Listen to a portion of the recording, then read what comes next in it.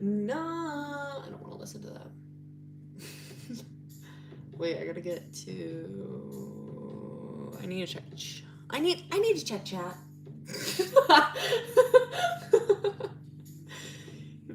Jesus Christ, I'm leaving.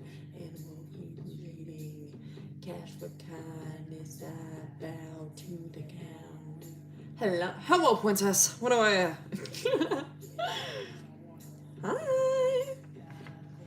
Hi, vacations. Hi. Like a god, baby. Let's get down. I wanna bark like a god. We back. We are back. One of your older videos. Oh my god, no! Hi. Ooh. Oh my god, my back hurts. For help. Love this song. It's so good. Love silver side, fix my hair, lace underwear. Love God on amen. Hi. We're so back. We are. Baby, let's get down. I wanna bark like a god. Hi. More content to draw to. Hell yeah, hell yeah. Three people in spirit. The Father, the Son, and the Holy Spirit. That's what I'm thinking. We're a little religious on this channel. Amen, amen. Hello? Do you use cheese scented shampoo? I don't take showers. No, I don't. I do take showers, but I don't use cheese scented shampoo. Shut the fuck up. Holy shit. Missing the FNAF sing-alongs. Hell yeah, bitch! I want to see how long it takes to get to the Gacha Life singing battles.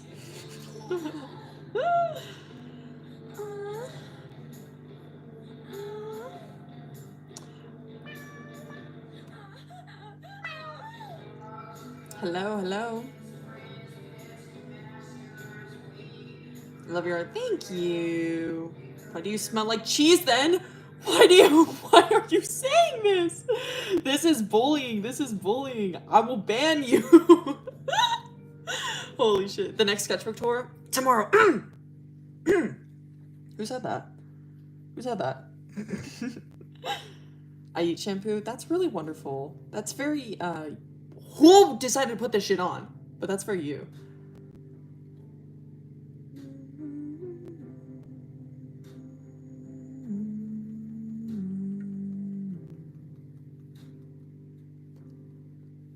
So expressive. Thank you. Praise the Lord. That's what I am so far. Show the art you made yesterday. Yeah, it's over here. I spilled my water on it, so you know, we'll see. We'll see how. Oh, it's fucked, dude. Oh shit, it's so wrinkled. We got a little ASMR. But anyways, that's it. I don't like it, but yum. This, but all the time. 80 more likes. 80 more likes until Milo and Jimber making out. Wonderful. I love you and your art. Thank you. I appreciate it. Look at. Oh, dude, I do want to draw creepypastas. I want to do. What was I gonna say? I know I draw Tiki Toby a lot, but I want to draw more of him. I want to draw Eilish as well. But I'm so nervous. Start it! Start it! The longer you wait, the longer it's gonna take you, and you're gonna get more and more paranoid. At my own suggestion. It looks so cool. Thank you. The thumbnail? Y'all fuck with the thumbnail? Thought you guys would. So close. All the time.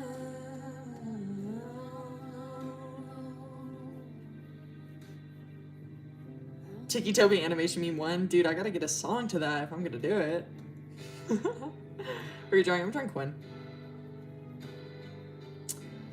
Do you have any tips on finding your own art style? Steal from other people and then amalgamate it into your style. That's what I did. If Scotch Life singing battles, do you hate on the Scotch Life singing battles? That sounds like a threat. That sounds like bullying to me. Holy shit. Setting down now as we speak. Yeah, the huzz kind of ran off yesterday. I don't know why though. Like, we were just listening to Dream SP and Gotcha Life singing battles. Like, you guys are fucking insane. Gotcha Life OC Tour 1. Dude, wait, hold up. I have my iPad.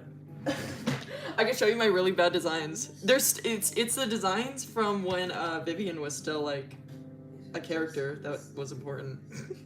Not saying that she's not, but she's not, you know, if you know, you know.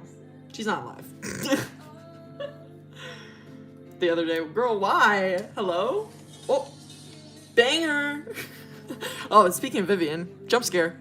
Vivian, that's my, this is my old, creepypasta I made. His name was Perry Perry. It was a joke. This is BB. Atticus, Minze, Arden, Elihu, which isn't in that story. Ellie when they're older, Ellie as a kid.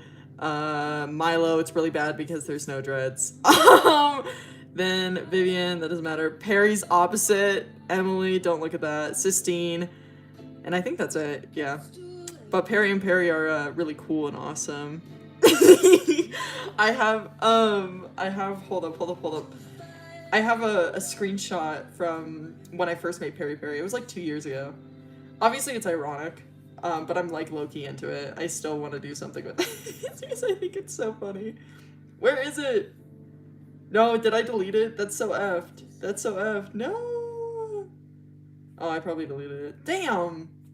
Anyways, Perry Perry is really cool. Yeah, it's gone. Whatever, I don't care. Hi. Hello. Where'd you get your phone stand from? I got it from Amazon.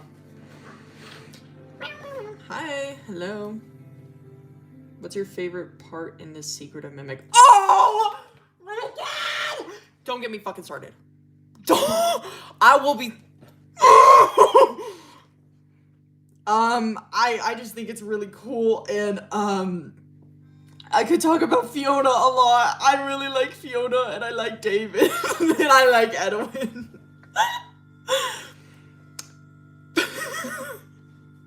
I could talk about Secrets of the Mimic. I'm freaking out. Corey's playthrough, yes, dude. Okay, I'm watching his playthrough as well, or I was watching it, and then I was like, I'll go live. Gosh, Life Tribe by Spiden. That's already taken. Like, my job's already taken. You know what I mean? Baby girl Fiona. Are so much better. You have a bad opinion. You just hate change. I love Secrets of the Mimic. It's like one of my favorite games. I would probably put it in like top 5. I would probably say that. I made the Mimic. Corey's so good. Dude, Corey make me giggle. I love Corey. Edwin, dude. Loki, I know Edwin's like bad or whatever, but like, but specifically Arnold. Oh shit! Whoa, ladies. Loki need him. Who said that? Hi. I should draw her. I should draw Fiona, but I don't know. The human designs are kind of ass. I'm gonna spread my truth. I need him. His voice! Sorry, I know I just shook my phone like crazy, but his voice... His voice acting is so good. I can't. Pathetic man. Oh, like a wet rag! Oh my god. Wait! Guys, this is like... Ow! Every knee I'm getting to... Hold up, let me chill out. I need to calm down. This is not talking about Secrets of the Mimic. This is talking about my IRL, real life. Give me a man like Arnold for real. But he's all stressed out. Yes. Okay, this is not talking about Secrets of the Mimic. This is my real life. This is haunting me. Okay. So there's this guy I was talking to from Hinge. Hinge and 19-year-old me should not be in the same fucking room. I need to get off of it, but it's so fun. I'm sorry. I love looking at people, and I love, like, I don't know. I love getting like, I love like seeing that people like me. Like, bitch, what? It's awesome. Anyways, so I matched with this guy and I'm like, it's okay, like it's fine, you know, I'll just be normal about this. And he's super sweet. He's cool, you know, like, hell yeah, man, like, hell, like, let's do it. We're supposed to hang out Tuesday. I get called in for work, so I'm like, fuck no, I'm not going. So I rescheduled to Thursday, and I can feel in my bones, in my body, that I'm not gonna go to this, because I'm me. And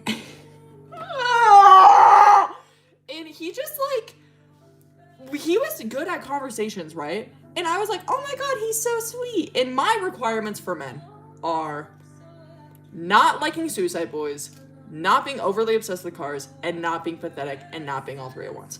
So I let the car shit slide. Like, it's fine. I don't give a shit. Like, if you're dating anybody in Wyoming, it's just gonna happen. Like, you know, like if you're going out with anybody, you are guaranteed 99% of the time to have somebody that is obsessed with cars. So, you know, I let it slide. But he's like really nice. Suddenly, he forgets how to have a conversation and only wants to talk about fucking mufflers. And I'm like, I'm over this. Frankly, I'm over this. I don't give a fuck. So I'm like, whatever, let's just chill out. And then he's like, oh, I got pulled over. And I was like, why? And he's like, oh, I was speeding. And I was like, how fast were you going? He was like, I was going 90 in a 40.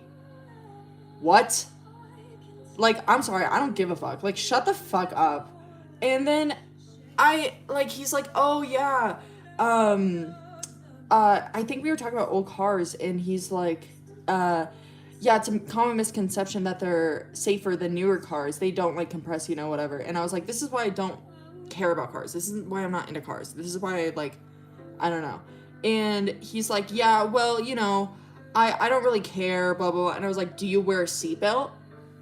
Thinking that he'd be like, yeah, duh. No. He says, actually, I have a fucking screenshot. I have screenshots. Hold up. I'm not gonna show him, I'm just gonna read it. Because, like, I was, like, texting him at, like, midnight last night, and I was like, what the fuck are you even saying? I got so icked out. So I said, see, this is why I'm not into cars, because what the actual fuck? He says, I just have no sense of self-preservation. Remember, I'm building a 1982 compact sports car with no safety features to have more horsepower than a brand new Mustang. It's crazy how I don't give a fuck. And so I say, do you at least wear a seatbelt? He says, not normally, but in the Jeep I have to or it'll fucking beep at me. I've accepted if I wreck in any of my old cars, I'll just die. Tommy Tough Knuckles! I don't give a fuck. And so I'm like, how the fuck do I respond to this? Like, dude, you're such a badass. Like, oh my god, I wish I was with you. Oh my god, you're so cool, man. And so I say, crazy way to look at life. Can you hear my excitement in that? Like, yeah, crazy way to look at life, man. Then he says, I guess, but it's my time. But if it's my time, I'm not gonna fight it. I don't fear much of anything. Teeth chattering, he's so cool! Shut the fuck up! And so I send this to one of my friends.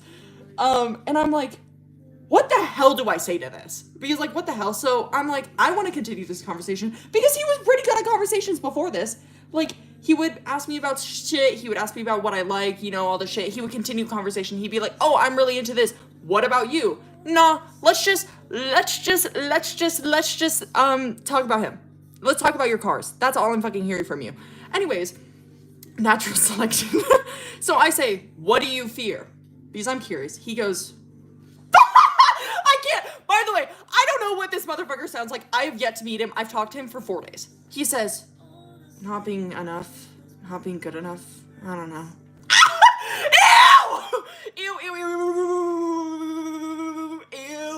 Ew. Okay, I need to explain this because I feel like people can agree with me on this.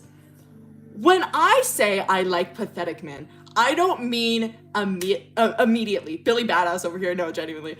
I don't mean like immediately you're like crawling up to me being like, Mommy, hold me, I'm not good enough. Shut the fuck up. You're a grown man. Shut up. Like, go work or something. I don't know. I don't care about that. what I mean when I say I want a pathetic man, I want to be years into that fucking relationship, never see an ounce of emotion from you, and then suddenly something traumatic just fucking happens, you break down in front of me, and you look at me like I'm the only person you need in your life. Is that too much to ask for? That is being annoying and being, like, gross isn't being pathetic. I want pathetic! Like, oh my god. Anyways, so I was like, bitch, what? So I leave him on red for, like, I want to say 20 minutes. Because I don't give a fuck. Stop being so real. Thank you. And so I text Lily again. I'm like, what the F do I say?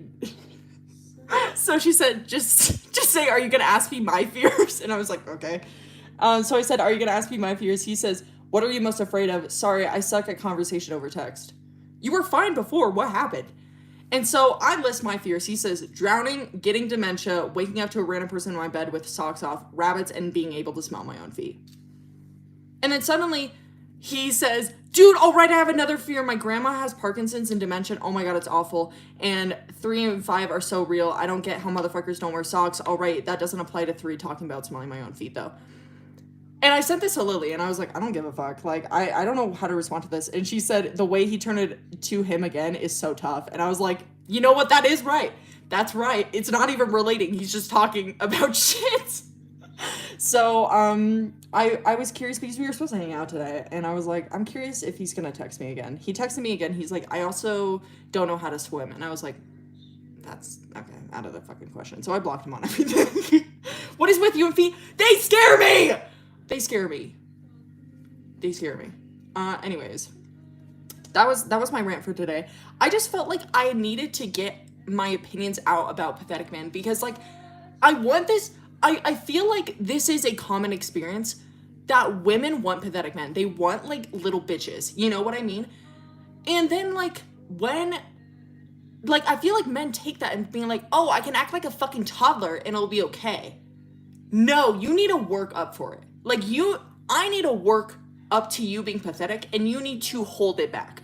I feel like everybody just needs to get that through their fucking head.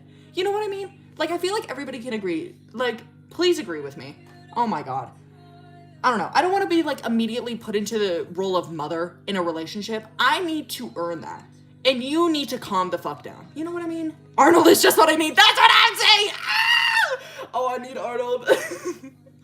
Anyways, okay, let's calm down. I just felt like I needed to get that off my chest because what the actual fuck? What are you doing? Gotta earn the right to be pathetic. Exactly! You can't just off the bat be like, I'm not good enough. I wish I was pretty. He also said this was something else. This was something different that I just, like, I let it slide because I was like, it's fine. Like, I could see this being okay, but as long as he doesn't continue with it, it'll be fine. He said, like, we were, like, going over pictures. How do you pronounce your username? Precations. Precat ions. It doesn't matter to me. We were talking about, like, being 4 fat kids, and he sends me a picture of him, like, from a couple months ago, and he's like, yeah, so this is how I look, blah, blah, blah. And I was like, aw, like, congrats on, like, losing so much weight. Like, that's so exciting for you. And then he goes, yeah, as you can tell, not a lot of women hit me up, so a pretty girl like you liking me back was really exciting for me.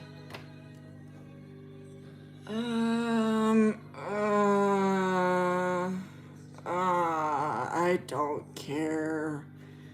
Ew. And so I was like, as long as he doesn't continue with that, I'm okay. Like, it's fine. I kind of just, like, brush it off, and I was like, oh, thank you. Anyways, yeah, I'm also trying to lose weight. Like, I don't know how to fucking have that conversation. Like, I don't know. Compliments off the bat just, like, don't work for me. I don't like compliments. I don't like that. I need to earn it. You know what I mean? Like, I don't know. If you start actually liking me, I will be so disgusted immediately. I need to work for it. Like, I need to earn it. Like, I don't know. I hate that. That's what I said. Oh my god. That might work if I'm feeling really desperate. That's what I said. I was like, I just need to brush past it. I mean, it's fine. Nah. How do I pronounce precations? Precat ions, precations. Doesn't matter. Snort. Wanna go? That is so annoying. That's what I'm saying. I was just like, okay. And then I finally was like, let me go through his reposts on TikTok because I'm curious. There's like one that's just like me looking at the girl that's like twice my age that's prepared, and I'm preparing myself to ruin my life for her, and I'm like, I talked about this in like previous videos. I think I talked about it in the sketchbook video. And it was like, what was I gonna say? Like, men who are like, oh, I need a big titty goth GF are just so nasty to me because you don't. I'm sorry, you don't. Like, you don't. Like, you want a stereotype. I don't know. I just don't fuck with it. Aren't you a dude? Not really. But like, it's just, I was just like, okay, what the fuck? I don't know. Touch me too. I don't know. I just wanted to rant about that because I'm not into that. You're so me, hell yeah. What up, twin? Makes me want to die. No, genuinely! Like, oh my god. You can't be needy and pathetic at once. You need to have one. You need to be an actual person before you're pathetic. That's my appearance. Like, I don't know. But I got a job from that, so I don't care. No, that's so real. I probably want to become a lesbian. No, genuinely. I'm like, what the fuck? Like, I was so... Like, there was this one girl I was talking to on Hinge, and we got to talk about Gotcha Life singing battles. That was tough as fuck. But then I was like, I feel weird, you know, I don't know, like, maybe I'll just, like, slide it, let it slide. I'll talk to this guy. Nah, bro, what'd I do? What did I do? What are your pronouns? I don't give a fuck. Anybody can use whatever on me. He, the, shay, it, shay, shea butter. It, they, them, I don't give a fuck. I'm whatever you want me to be. I'm like clay. Wow. Has a serious problem. Yeah, no, it's like, there's a certain level I can understand, but I just can't do it. I just can't. I fine shit. Holy shit. But like, I don't know. Is that Chicago? Yes, sir. Clay has a dream. I wear a mask with a smile. Still waiting for the Fall of Jake Paul cover. I will post it eventually, I swear. You dead as sweet. No. I literally don't know. Like, I feel like my judgment isn't too bad. And like, I know my, like, I know my type isn't great. But like, my judgment on men is horrendous. Like, it's so bad. Literally every date I've ever had is horrific. All of my dates have been terrible. And I don't know what I'm doing. What am I doing? I swear I'm not that bad. Oh my god. Anyways, I swear I'm not that, like, I don't know what I'm doing. Like, it can't be me at this point. Like, what am I doing? Oh my god. I can't. It makes me tweak out. Literally every fucking time I've met up with a dude, it has turned into something, like, horrific. Like, I can't. Oh my god. I don't know what's going on, man. How are you feeling? Are you frightened? Are you sorry? Are you kidding? I swear. All I say is, no, I try to go for girls. That's what I'm saying. I'm not even like, I like literally. Monkey, no, genuinely. But like, the thing is I don't even care about like hookups. Like am like, I should just do that. Like, it's fine. Like, he wants me, so I guess I'll just do it. And then after I'm done, I'm like, I hate myself. Like, I feel so disgusted. Like, I'm never doing that again. Thank God I don't have to waste all my time on fucking, what is it called? Tinder and Hinge and shit. Like, thank God. And then like a month later, I'll be like, I'm getting attention. So I'm like, I guess I have to. Anyways. Listening to story time with Caucasians. Hell yeah. It's pure sadness and despair. That's what I'm feeling. That's real. For the girl. I just don't want to date. No, genuinely. Like, I don't mind dating, but like, I think my thing is I can't do dating apps because I can't stand immediately and already knowing that somebody has attraction towards me. I need to figure it out myself. That's why like friends to lovers is like peak. You know what I mean? Because like I don't know, and there's tension there. You know what I mean? Like there's like good, you know, push and pull there. Like it's peak. But you immediately telling me that I'm fine shit and you want to dick me down, that does fucking nothing for me. Because I'm not working for anything. I just sit there. Like, I'm bored. Give me something interesting to talk about. Oh my god, it pisses me off so fucking bad. I don't know. I think I just can't do dating apps, but yeah, I still go on it because I think it's really fun. anyways.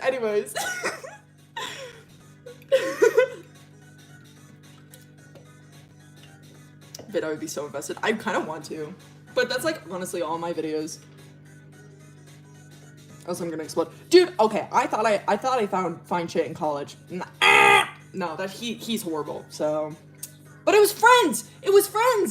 And I knew he didn't like me. So it was kind of horrific because I felt guilty about it. But I don't know. I don't talk to him anymore. You know me, yes. Love me like a person first. No, genuinely. Like, I don't give a fuck. Like, I don't know. What are you drawing? I'm drawing Quan. I'm doing Quinn.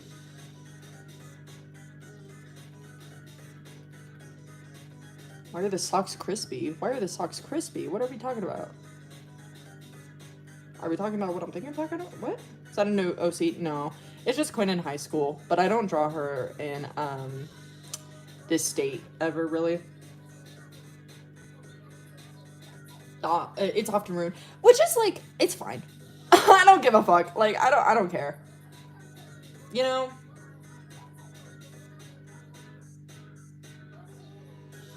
Hit the Quan. 18 plus. My art is 18 plus because I cover topics that I don't think minors should get into, and I have a lot of fandoms that minors are not allowed into. So if you are a minor, get the fuck out! Anyways. They sound bad. Do you have a self-insert? I used to. I kind of still do, but like, not really.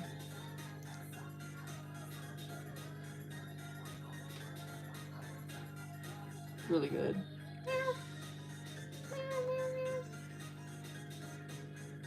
Friends to lovers is so peak. That's what I'm saying. You know what I mean? Love being 18. No, genuinely, I love being an adult. Not really. Well, yeah, I do. 05 or 06? I'm 06. Slowbird fanfic. Realest shit I've heard. But I like your get the fuck out! You're a minor! You're a minor! You're a minor! Bow. Drum it up. 07, is that? Dude, I don't know math. Is that 18? You know what I mean? Is 07 18? Turning 18 this year. Okay. That's fine.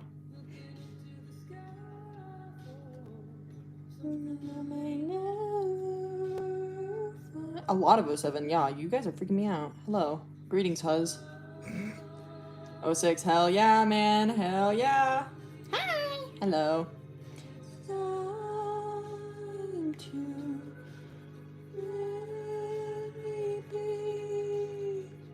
02, hello, hi. They're just saluting you. Shut the fuck up. Mario 18 to 19, I don't know. 05, hello. Sigh. Corner of the page. I know, right? This sketchbook is so cutesy. I really like it. 010, get Get the fuck out! Get out! You are blocked. You are blocked. Seem to follow through. Something's better than nothing.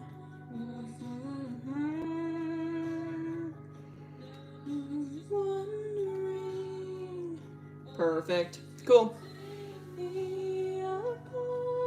Do you use alcohol markers? Yes, sir. I do use alcohol markers. Not that often, but I do. It's calling. It's time to let it through.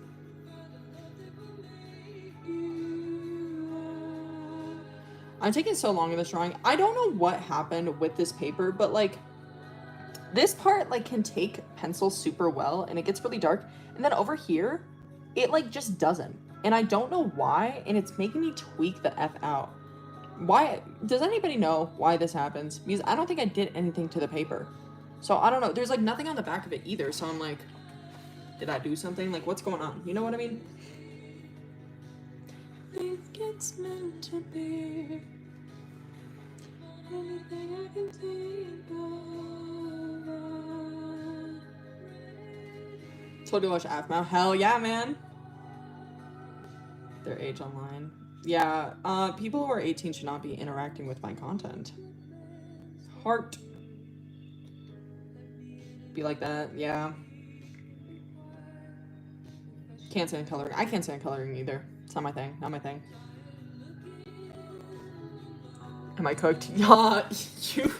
Yeah, you should probably do that. Oi, oi, oi, Huz. Shut the fuck up. When it comes out, I'm like low-key really behind on AFMAO lore. The last part I've watched was Love Paradise Island or whatever, Love Island. You know what I'm talking about? If someone has like a video essay on covering the whole like series, share that shit with me, please. It's just so yes.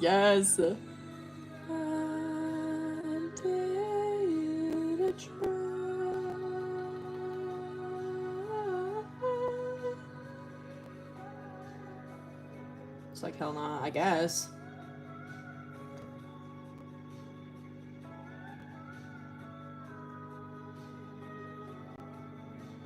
Your Jinx Funko Pop drive? Hell yeah, man, that's sick. Just want to see you draw a unicorn. I can fucking draw a unicorn. Not right now, but I will draw a unicorn. I can promise you that. Wait! Sorry, I just had a... That's for me. That's for me. I need to... Oh, okay, I'm filing shit away in my head. Perfect. Hey, the kids miss you. They do. I feel so bad for Quinn. Not really. I don't know. I'm thinking about Quinn more, and she just haunts me. You know what I mean? They fought to piss off about you. Who are you drawing? I'm drawing Quinn. Just ended. I use references on the occasion, but I don't know. Just like, I don't know. I never used references until I was like, I want to. You know what I mean? Because I thought they were bad. Because I was part of like art YouTube in like 2016. You know what I mean? Moral oral. Don't even talk to me. No, don't talk to me. Do you have lore for your OCs? Yes. But they're not on YouTube really. I will eventually make a video about it, but like that's gonna be a couple months down the future. I assume. Do you still draw Vivian? No. I will eventually, but you know what I mean. As Quan. Who cut little bro's hair? Her dad. Can't get over it. Dude, Moral Oral's so fucking good. I want to rewatch it. We need TikTok to unban you. No, genuinely. My fence fades darkest before the sun rises. I've been working on this fucking hair, and it's just not getting darker. And it's really pissing me off, and I don't know what's going on. So I guess we're just gonna have to freeball it, I guess. I don't know. I hope I never get sober. Has some personal beef. Yeah. That's one way to say it. Find all over your social media and slowly piece together. No, genuinely. The hell out of my way, I am drowning. Dude, I bleached hair. I was like, I posted what is it called? My one of the drawings of Atticus, and well, it wasn't Atticus, but originally the post I had on my old Instagram was of Atticus, and then there was like a post of Minze, Ellie, and Milo fighting. And I remember in it, I put like text about something I wrote of them, and I was like, damn, should I have put that in there? And then I never did, but maybe I should. I don't know. It's giving Octocoma. Love your art style. Thank you. OC Gotcha Life Singing Battle. I know, we gotta do it, we gotta do it. Howdy. Mine was blown. No way. Hell yeah. Hate Quinn's dad. Hell yeah, we do. Fuck Quinn's dad. Fuck Quinn's dad. Worst person out there.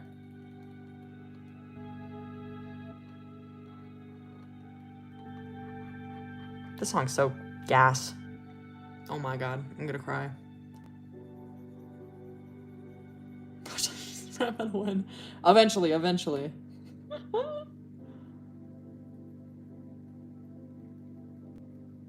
My mommy's home.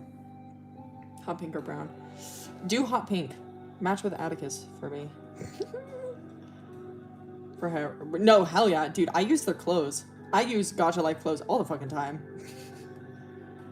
Do her like that. Because it's part of the story. Is that Ellie? No, it's Quinn. Ooh, that's sad. Ooh. What's some of your OC lore? Oh god. What? Where do I even freaking start? What do I... I don't know. Should we talk... Yo. Should we talk about Quinn lore? Quinn lore? How you doing? Fine. Are you mad at me? I don't get the hate. No, I don't get the hate for real. People just like are annoying about it. The Walking Dead, no, I have not. Lore. I will. I'll do an OC video eventually. But let's talk about Quinn because that's who I'm drawing currently. Let's see. What do I? Quinn. Where do I start?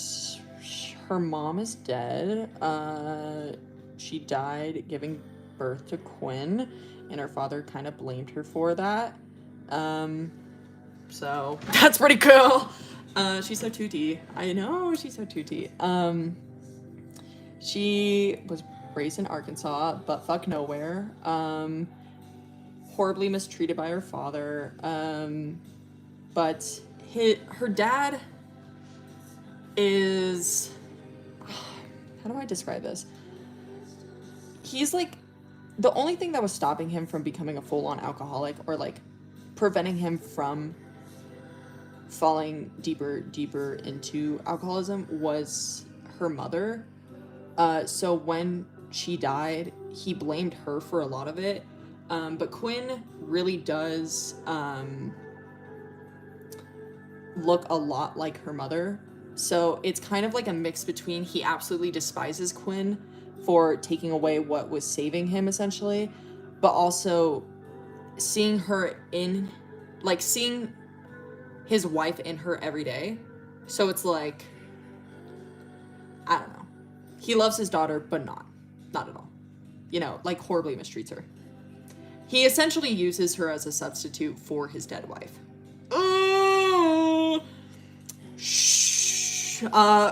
Terrible. Do I look like him? In her, yeah. So that's their relationship. He also is pretty, since she grew up with just this like horrible figure in her life that mistreat her constantly and would just like push and pull her and either absolutely smothering her or just disregarding her completely. She was really horrible at making relationships, even though she wanted to have friends and stuff. And she wanted to do well in school, and all this shit. But due to the neglect that she was facing, she didn't have the opportunity to learn anything. And so she's pretty naive, and kind of, I don't want to say dumb, but a little bit dumb. I don't mean that in like a mean way, but just like, it's not her choice, but she was. Ooh, bitch. Like, now I'm saying this shit out loud and I'm like, damn. Sorry, Quinn. But anyways, so she's kind of, she goes to school and everything, but people often make fun of her because of her hygiene, because she was never taught how to correctly, like, clean herself. She isn't given new clothes at home. She's forced to wear a lot of her mother's old clothes, because her dad refuses to buy her actual clothes. It's okay to be a little dumb. Yeah, exactly. Come home, babe. I know. Anyways, so eventually she gets to high school, and she, in a small town, obviously, she has a reputation. Everybody is kind of like Bible thumping, you know, buttfuck no Arkansas. And they like constantly will be like, oh, praise the Lord, you know, give out, love thy neighbor, you know, all this shit. But since Quinn's dad has a horrific reputation of being just this piece of shit alcoholic that essentially abuses his daughter, they don't love thy neighbor, and therefore don't love thy Quinn. So Quinn has no support, and she has this like pretty horrible representation, along with her father, because, since this is her only, I want to say, access or exposure to love, she defends her father and all of the shit that he does. You know what I mean? And so people just think that she's just part of this whole, like, she just defends her dad blindly, you know? Do you like that I put in my pocket? Sorry, this song's a banger. How you get that confused? I know. Well, like, I think about, like, maybe this is because I grew up in a smaller town. Think about like a specifically more so Christian town. Think about like how people will be like, oh, her home life is just so bad, poor you. And then nothing happens. They don't care. They just say, oh, poor you, sorry. And she isn't helping herself by being like, no, my dad loves me, my dad is perfect, my dad's good. Because obviously he's not, but she doesn't understand that. So that's what I'm trying to get at with that, you know what I mean? Anyways, so moving on to high school. She's pretty often teased and bullied for her appearance. She's canonically ugly, okay? But I love her. She's, don't love like Quinn.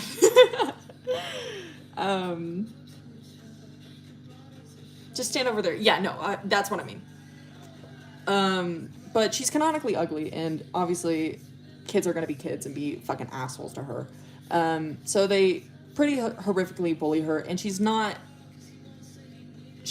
that intelligent. So that's another point against her. She's almost completely isolated, with only her father being the only person she really speaks to on the regular basis, because her teachers kind of started ignoring her as well. Everybody in school fucking hates her or doesn't talk to her. God damn, I know. I see stuff like that regularly. Yeah, no, genuinely, that's what I'm trying to say. So she's pretty isolated. Eventually, and she's isolated from like the notions that people have about others in the town and all this shit. So eventually, I want to say like mid of her junior year, she is 18, but she got held back. Can she have a glow up? She does have a glow up. My Shayla.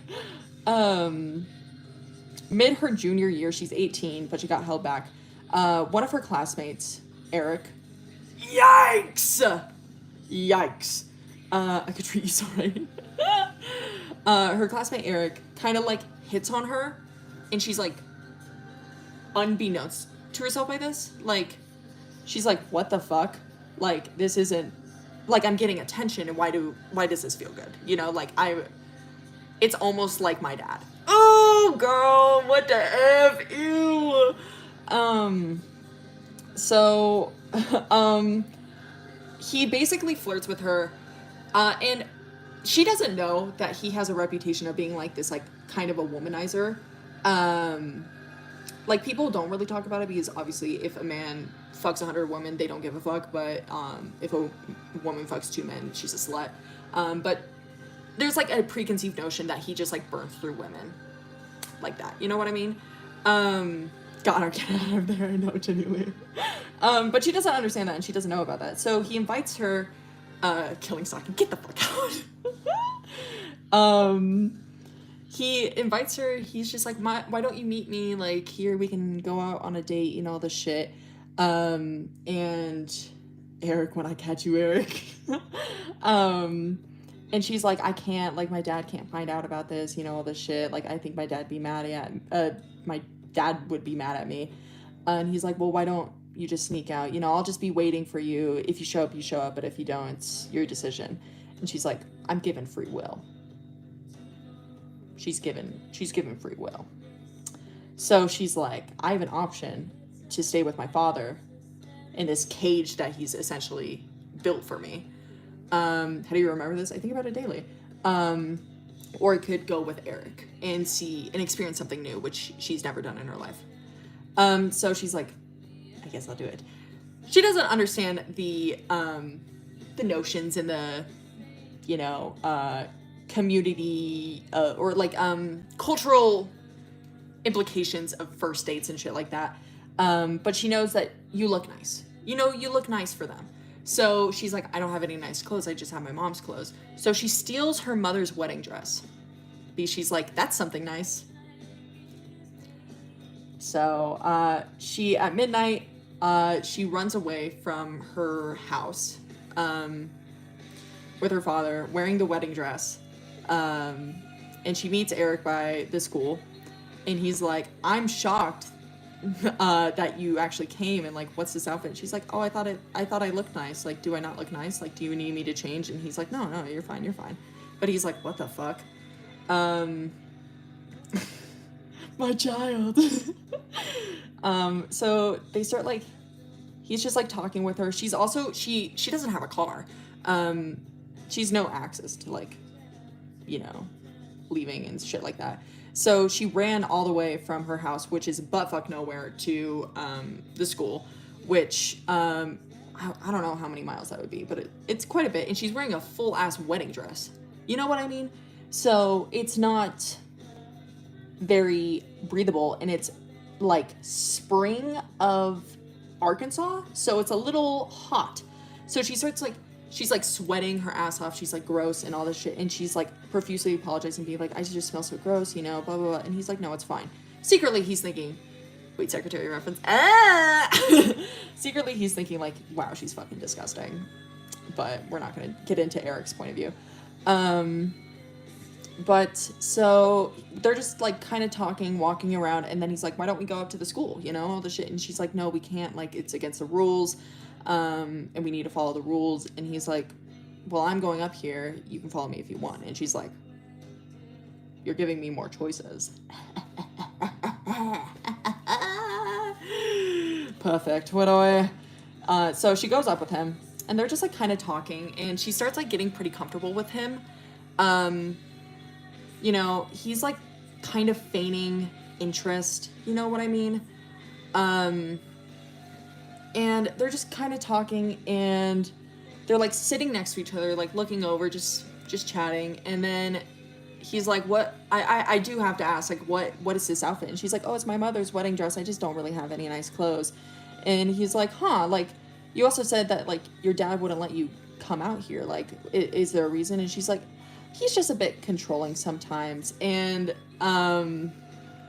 he's like, oh, like, you know, do you, like, is that okay? Like, is it, like, you know, chill? Because he has his own issues with his family. And she's like, it's okay. I love my dad. Can I tell you a secret, though? And he's like, yeah, absolutely. And she says, like, sometimes I just wish you were dead. And then she starts profusely apologizing. She's like, I didn't mean that. Like, I just, it's the heat of the moment. And I don't know. You just are really, like, close with me, and I feel like you can kind of understand all the shit, you know? Um, and so I'm thinking about this right now, and it's hurting my heart a little bit. Warner Park in Maine.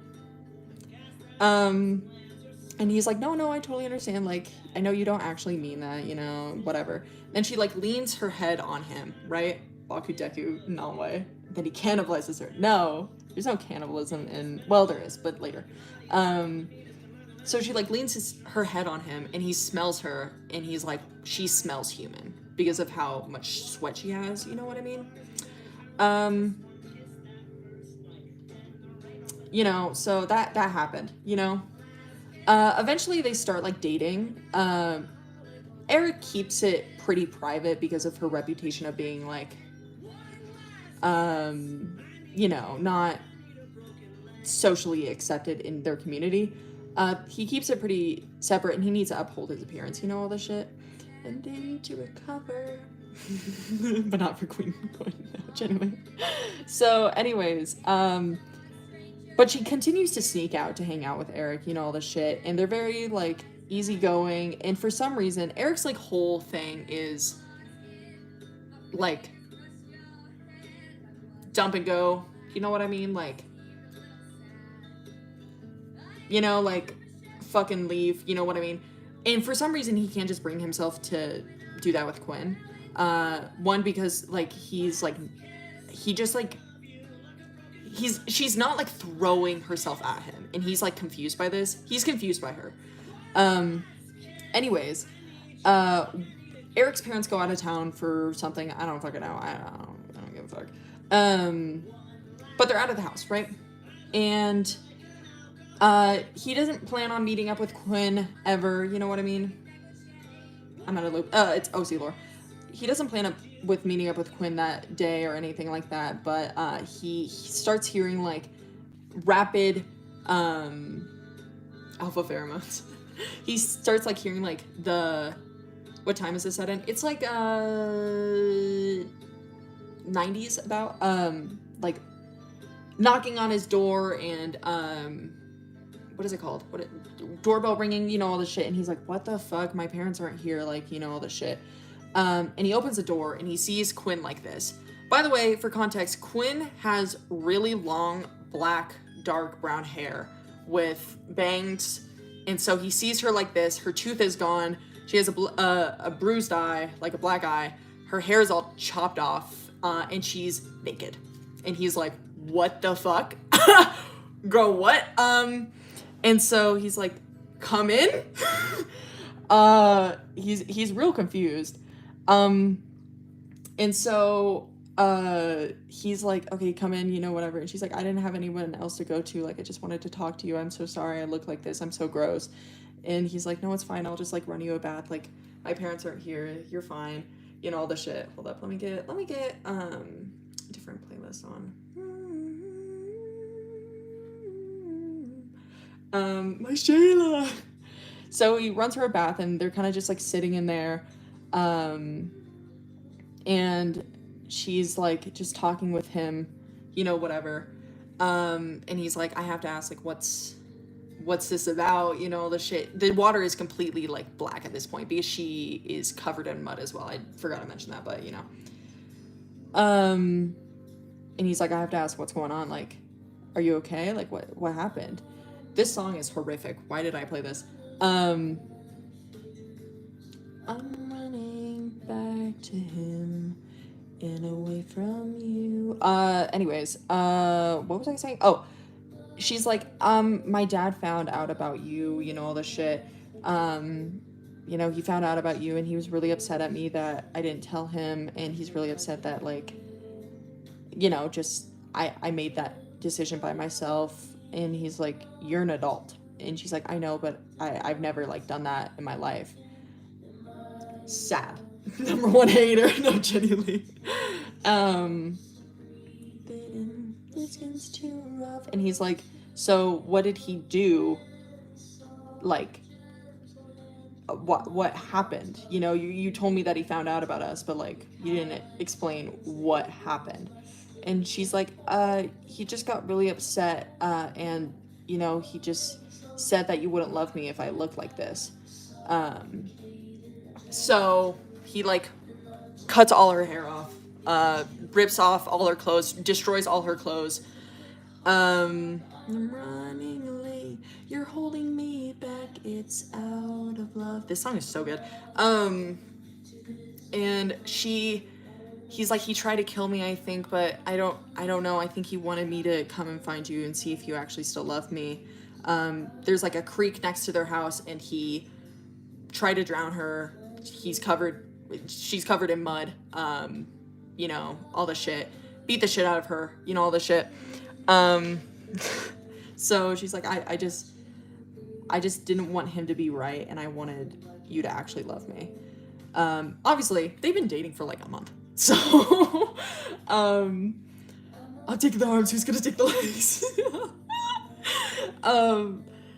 And obviously they've been dating for like a month at this point, so they haven't been throwing around fucking love you and shit like that, but like, he's like, she's really into this. She fuck with this, you know what I mean? So they're kind of just like, they're just talking, and he was like, is it true what you said at school? And she's like, what are you talking about? Like, and he's like, do you actually want him dead? And she's like, she just can't bring herself to answer. You know what I mean? Split this down the middle. And she's like, I don't know. And so he takes that as a yes. So he likes the indecisiveness of Quinn. He likes that a lot. And her inability to think for herself. Ooh! Take this man away. So he eventually gets in the tub with her, right? She gets in the tub with her that it's covered in like gross, just like there's mud everywhere, there's blood, there's snot, there's just, it's disgusting. Like the tub is full of filth. He gets in the tub with her, and she's like, no, don't do this. Like, I don't want you to get gross, you know, all this shit. And he's like, no, it's okay. Like, I'll do anything for you. She's like, oh my God, my dad was wrong and I'm right. Like, oh my God. And so Loki start making out. Loki start fucking a little bit. So, you know, they fuck. Have a fun time. And they go to his room to do it, you know, whatever. Cut out after, in the tub. No. In his room. Go to Eric's room after. Sloppy, I love them. Yeah, they're gross. This is interesting. And essentially all of that was like the initiation of said fucking, of canoodling, was initiated by Eric, but Quinn just let it happen. Smooching in the grime, no, genuinely. Not in the tub, no, in his room. He also, like, how do I explain this? I don't know, that's a different part. It's fine. Anyways, after they're done, you know, they're kind of just like laying next to each other, you know, whatever. And she like starts like looking at his room, like covering herself in a sheet, you know, all this shit, just looking at his room. He doesn't really give a shit. Like, he's like, that was cool, I guess, or whatever. Like, I kind of ruined her. Guess on to the next one. And then he's like, hold up. No. What's in my room right now? And he has a dissected bird in his room. And he's like, fuck! Because he's into dissection. But he doesn't want people to know because that's fucking weird, you know what I mean? And she sees, like, when he realizes that he sees her looking at it, like, just staring at it. And he's like, where'd the bird come from? Outside. He has a bird feeder. That's what he was doing before, you know, he was like working at his desk, and then Quinn, please, you know. So then he stopped midway through, you know what I mean? So she's looking at this, and she's like, not saying a word, and he starts freaking out, kind of like stuttering and being like, that's not mine. You know, being a terrible liar. And she's like, no, it's okay. Like, I appreciate that you aren't like perfect.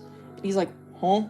Bitch, what? I am perfect. But he's like, I don't understand. She's like, no, you just seemed like too good to be true. So I'm glad you have like weird proclivities. You know what I mean? Um, Eric, what the hell? Is this a Sea Lord? Yes, it is. And he's like, she gets it. She gets it. Like she thinks I'm a human. He's like turned off by this, but also like enamored. You know what I mean? I don't fuck with you. Sorry, I'm drawing like so fucking slow today. I love talking about Quinn. Anyways, they're kind of just like chatting it up, and he's just like so intrigued by this that he's just like, let's just continue. At this point, it's like night, and she's like, aren't your parents gonna be like upset that I'm here? Like, I apologize. And he's like, no, they're gone. Like, it's fine. You can spend the night here. But I feel like, do you want to go out? And she's like, yeah, you know, whatever. Like, I don't have any clothes or anything, so, you know, whatever. And he's like, oh no, I can take care of that. And he's like, just wait here. So, is Eric human? Eric is human. He doesn't think he is, but that's just him being delusional. So he's like, you can just wait here. So he goes up to his mother and father's room. And he grabs his mother's wedding dress. And she's like, no, don't make, like, you're poking fun at me. Like, I'm sorry I wore that for the first time we met. I just didn't know what else to wear. And he's like, no, I think you'd look beautiful in this, you know, all the shit. And like puts her in it, you know, they're whatever. And he's like, you look beautiful, you know, all this shit. And she's like, oh my God, Eric, you're so sweat. Das Side reference. Could treat so much better. No, genuinely. And then they're kind of like in this awkward, like, you know, whatever. And he's like, you know, I have a better idea than just like going out and like, you know, living your life. I feel like I could just end it with your father, you know? And she's like, what do you mean? Cute, kill myself. No, genuinely. And she's like, what do you mean? He's like, I feel like my parents would be understanding of you starting to live here now.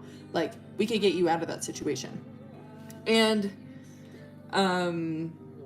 she's like, you're not, like, just living with you. You just, like, are you just gonna, you know, explain it to him that I'm gone? And he's like, yeah, I'm just gonna explain it to him. Like, I don't really, you know, I just wanna, talk with him. Like, I just want to, you know, confront him like a man and say, I'm, you know, like, your daughter's not going to be living with you anymore. You're not, you know, good for her. So she's like, oh, like, he's so sweet. You know, all this shit. And I misconsider this. Fuck with you heavy now. Crazy. Anyways, so they end up going to Quinn's house, and she's like, Penny and Gobble. Oh, that's sad. Quinn's side is cooked. Oh, a little bit. So they go over to her house, and she's like starting to freak out, and he's like, no, it's okay, I'm like here for you, like, it's okay. They go in, and they see dad, oh my God, they see Quinn's dad just like sitting on the couch, and he's like, Quinn, like, hon, like, why? I thought you were outside. Like, why are you all cleaned up? Like, you know, he's fucking plastered. When I find you, and please beat this man. And she's like not responding. Like, she's too scared to respond to him. Tell me so. I hate all the men in this story. No, genuinely, all the men suck. Besides for Milo.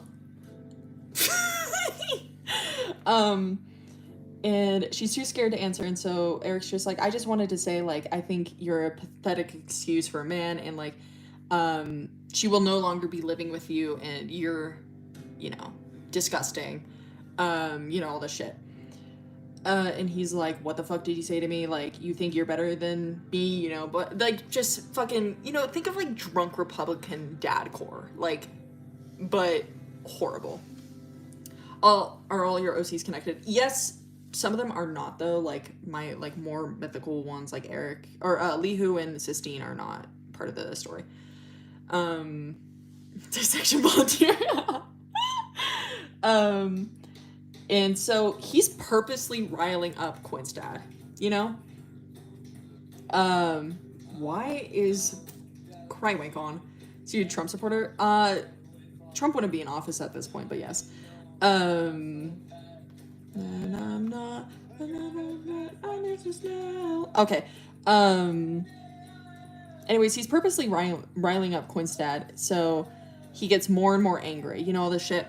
He ends up taking Trump supporter in spirit. Yeah. He ends up taking the bottle of whatever, Jack Daniels, let's say that. Quinn's dad does, and like going out at Eric with it, and Quinn's like trying to protect Eric, and so she like pushes him to the side, you know, all the shit, and the dad hits Quinn over the head with it, and she like obviously is like almost knocked out essentially. Starts bleeding from the head, getting blood all over her wedding dress and all this shit. And he holds like Quinn up because Eric's like, he hit his head on a table when he fell, right? Quinn's dad starts holding her and being like, you really love this? Like, are you sure you really want this in your life? Like, she's a lot of work, you know, all this shit. And he starts like undressing her. Yeah. And Eric is looking at this in like disbelief. He's like, what? And he's like, have you seen all of her? Like, she really is gross, you know, all the shit. Yeah. So Eric is like, what the fuck? So he gets up and he like starts like trying to get up right now. Her dad is put up. Yeah, he is, bitch. Running in as much as I can. So he, when I find you, no, genuinely. So, and they have a little tussle. Like Eric and Quinn's dad have a little tussle. He gets Quinn out of there, pushes pretty harshly, I will say, pushes Quinn against the wall. She like slides down it. She's basically like bare chested at this point. Still covered in blood. Not a thing here, Jesus. So they start like tussling, right? And Eric pushes her drunk dad into a picture, you know, slams him into it. He falls on the ground. They're struggling. And next to Quinn, there's a piece of glass. And he's like, Quinn, like, hand it to me. And she's like, okay. So she hands it to Eric. She hands it to Eric. And he grabs it from her. Obviously, at this moment, it's carving into his hand. And just repeatedly stabs Quinn's dad. You know? Until that man is no more. You know, all the shit. Quinn is looking on in disbelief. She's like, bitch, what? And Eric is looking a little deranged at this point. He's covered in blood. His hands are bleeding. He's panting. And look a little psychotic. And Quinn starts getting scared of Eric at this point, you know? Where's Quinn's mom? Died during childbirth. Childbirth. That's what I was trying to say. Just wants to kill someone. That's totally not the reason, and he totally didn't use Quinn as an excuse to do that. Woo! Anyways, starts playing while people clap. So anyways, it's kind of just like getting like eerily silent after Pierre's lamp. Yes, Baby Bugs is so good. It's kind of just like getting eerily silent. Just like all you can hear is just like Quinn starting to cry and Eric still like panting and like dry heaving and, you know, just like expelling all his emotion and energy from beating the shit out of Quinn's dad. And she starts like sobbing. And she's like, no, no, no, no, no, no, no, no, no, no, no, why would you do this? Why, you know, all the shit. She starts freaking out, sobbing. And Eric looks over at her with like a look she's never seen before. And she's like, what the fuck? And he like goes over to Quinn and he's like, oh, he's like, you wanted this. You said you wanted this. You know, you gave me the knife. You just gave me the instructions. I followed them. I fulfilled your decision. And now you want to take it back? You know, all the shit. And she's like, no, I didn't want him dead. I just wanted, you just said that, like, I'd be able to live with you. You didn't explain that this would happen. He's like, well, you said that you wanted him dead. She's like, I didn't actually mean that. I wanted, like, to just be free of his control. Like, I didn't want that. And he's like, no, you didn't. Like, you were being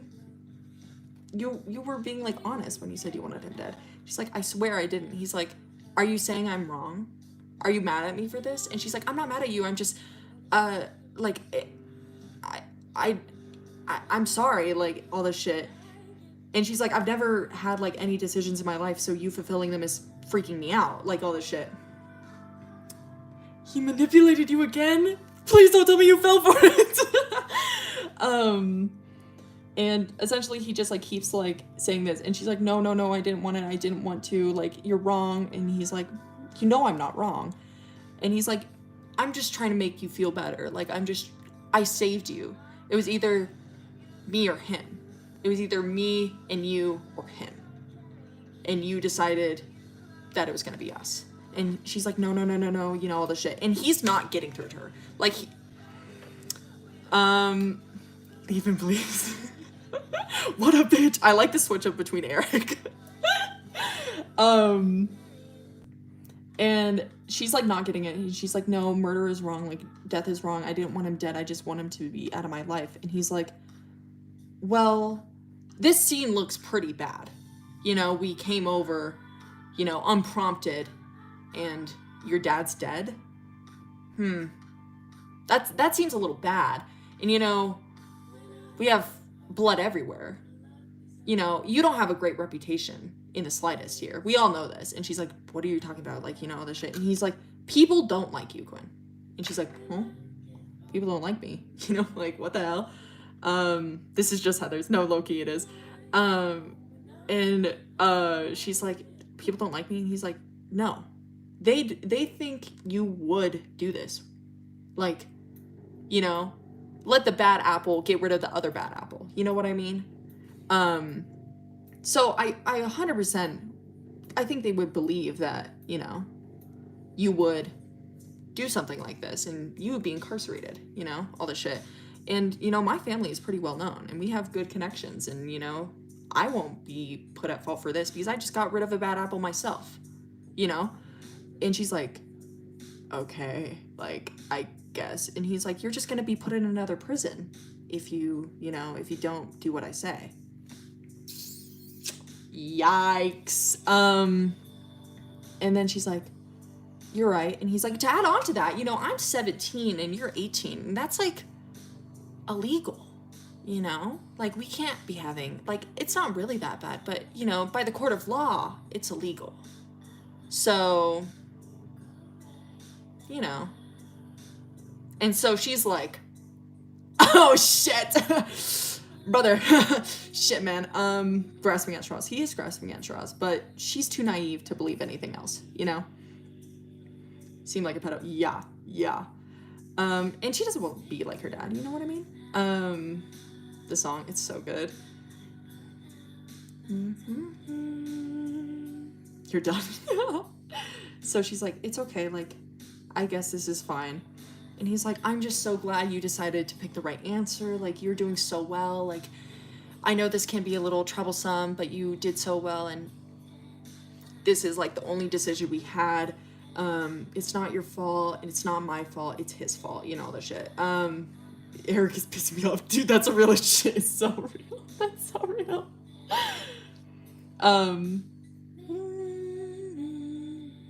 Cringing enough for this arc. I fucking love this song. This song is so, it's so Milo coded, but like also just like my OC lore. You know what I mean? So she's like, okay, like, I get it, you know, I understand. And she starts, like, she holds her hands out to him, and he's, like, going in for a hug, you know? And then he puts his left hand, like, on the wall behind her, and then proceeds to carve an X into her heart. And she's like, what the fuck? Like, I thought we just made up.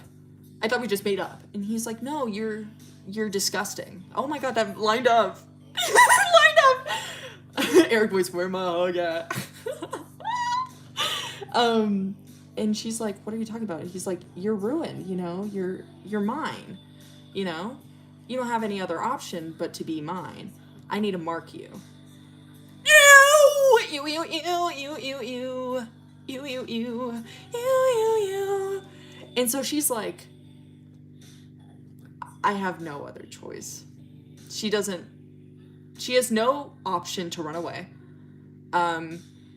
She's too naive on her own. She has no educational practice in her life. Everybody in the town hates her. She doesn't even own a car. She doesn't have her license.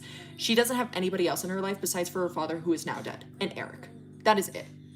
She doesn't know Eric's friends. She doesn't have any friends. She doesn't know anybody at school. The teachers don't like her. Nobody in church likes her. No one. So she's like, this is my only option.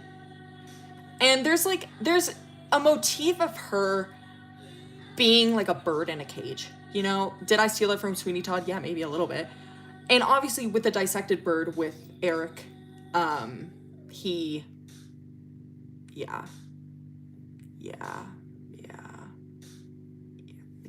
of bad. And so in that moment when she like holds him with her chest bleeding, and him still holding the glass,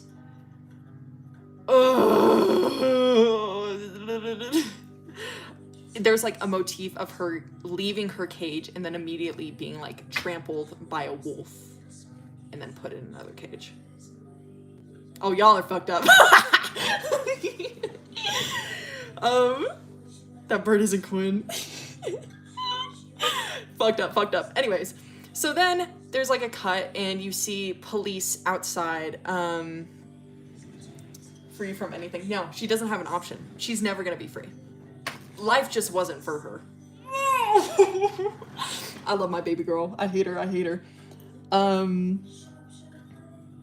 This is horrific. Like, I'm thinking back to this now and I'm like, why did 14-year-old make me? Like, why did 14-year-old me make this? Like, this is crazy. Parents of Ellie and Avery, yes, they are. Eventually it cuts to them outside of the house. There's police everywhere. And you see behind, because it's just Eric and Quinn kind of just sitting on the sidewalk, you see that the house is on fire. And they're like, the fuck? Well, the reader's supposed to be like, the fuck? And Eric is like talking to the police and being like, yeah, no, well, we came here because, you know, he did this to her, and, you know, we just came to get her stuff. She was just gonna spend a few nights at my house. You know, my parents, they're pretty, you know, pretty sweet people, you know, all this shit. But he tried to attack us, and, you know, it caused the cut on her, like, chest, along with, like, the, like, blood on her head, along with the blood on my hands, and or the cuts on my hands, and then like the hit in the back of the head, you know what I mean? And the police are like kind of buying this, and then they're like, so what happened with the fire? And he was like, I don't know. Like he started going crazy, and saying like, you don't deserve her, you know, I'm the only one who deserves her. And, you know, he was smoking a cig, and, you know, it just caught on fire, and I don't know, and it scared me, so we ran out. But he got caught in the flames, and I was too scared to turn back, and I apologize for that. It was self-defense! Telling half-truths, yeah. So the officers are kind of buying this, but like kind of not.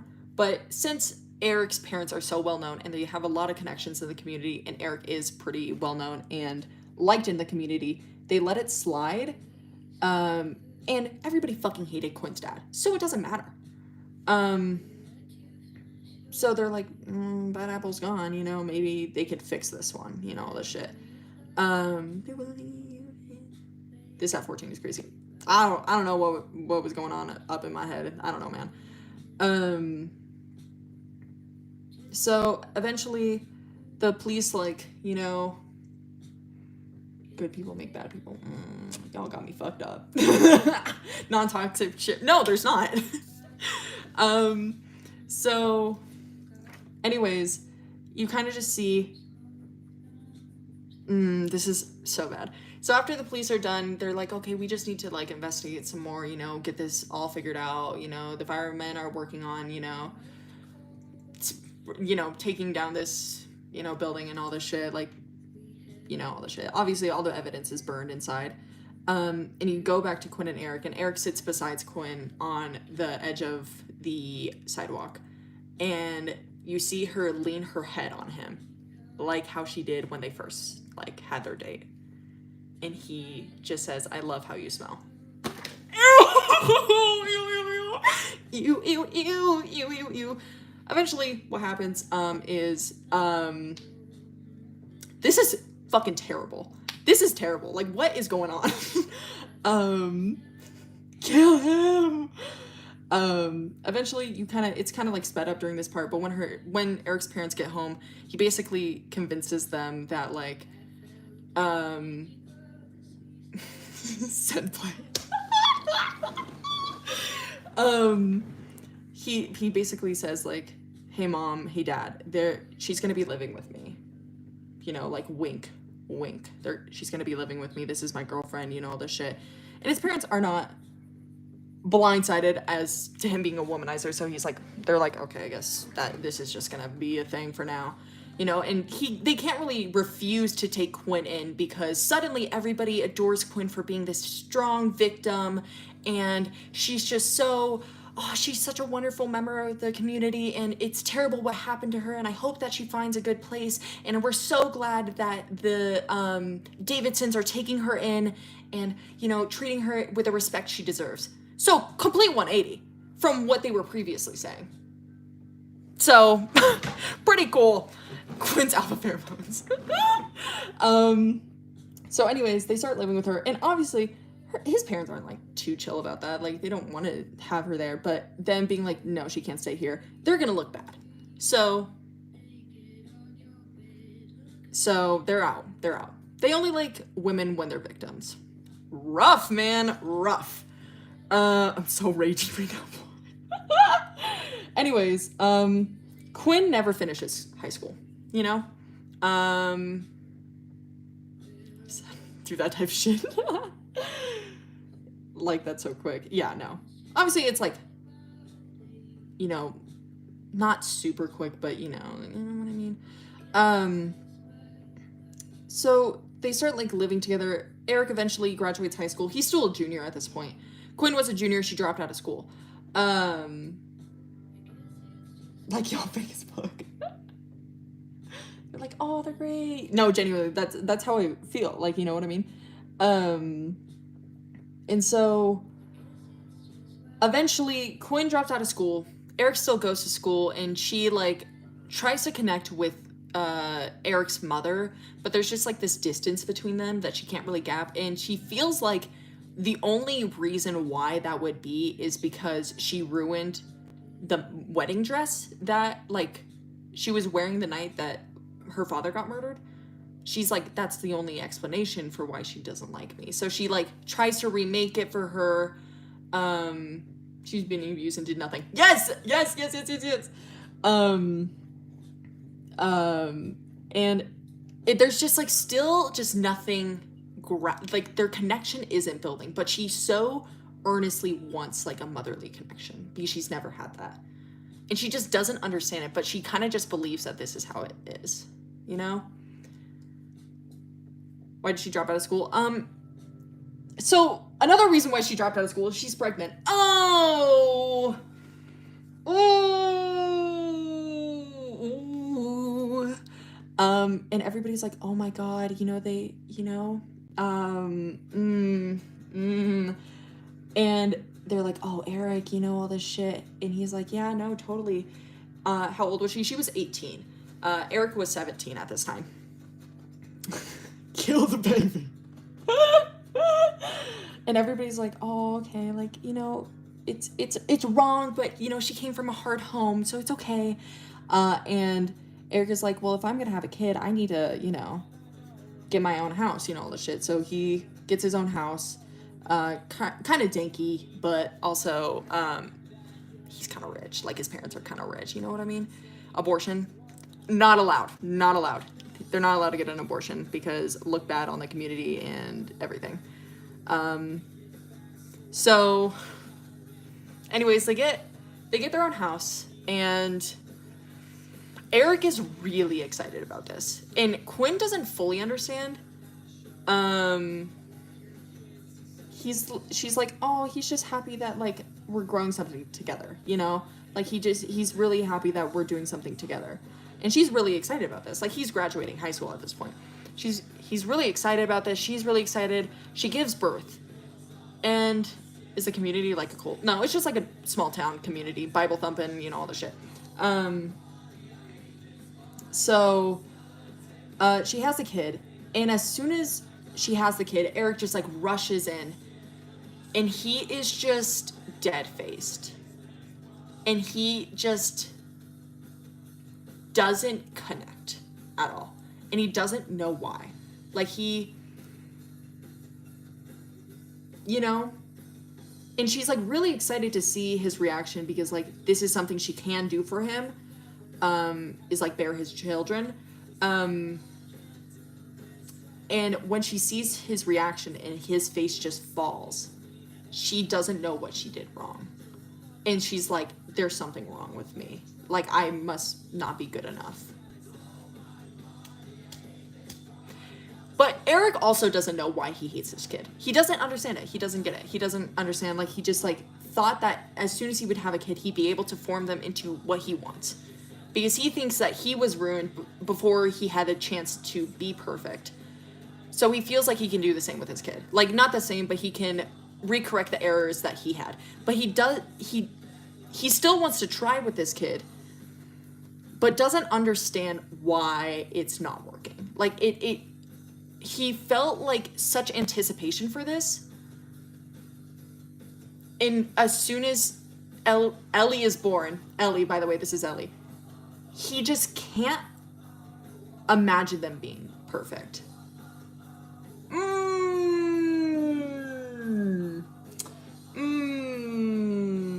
So he still tries, you know, all this shit, and he's fully, welcome to Earth. Fuck that baby. Don't say fuck that baby. I love Ellie, not really, but,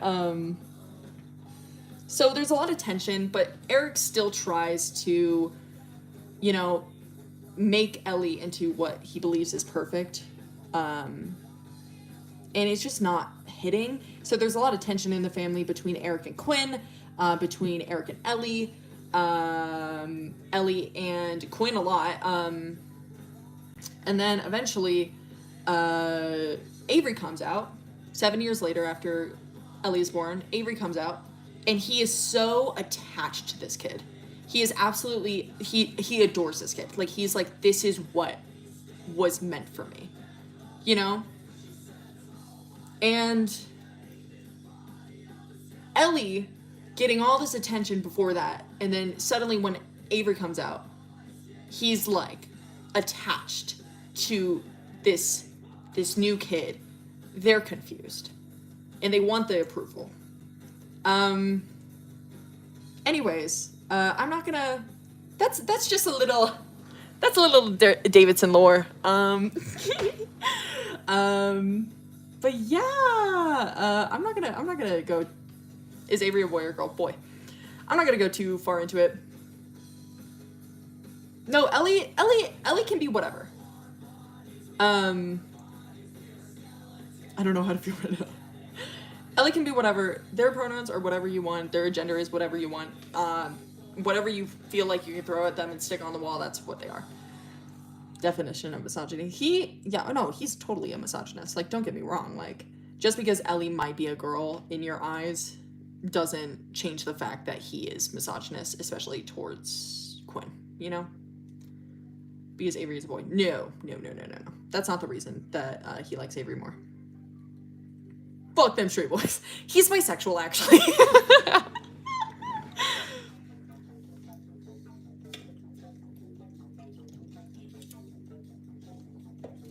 Quinn, run, please. Yeah. Kinda. It's so gray and low-key. Thank you. Why does he like Avery so much?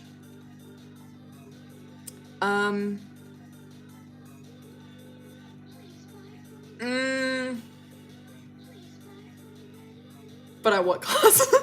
I don't know how to explain it without, like, I'm gonna connect the dots for you. Eric believes that in order to have a perfect child, it needs to be one of his own. And come out of the woman he shaped into what he believes could form the vessel for the perfect being. I don't want to spoil it, but let's go back to when Quinn's dad first finds out about Eric.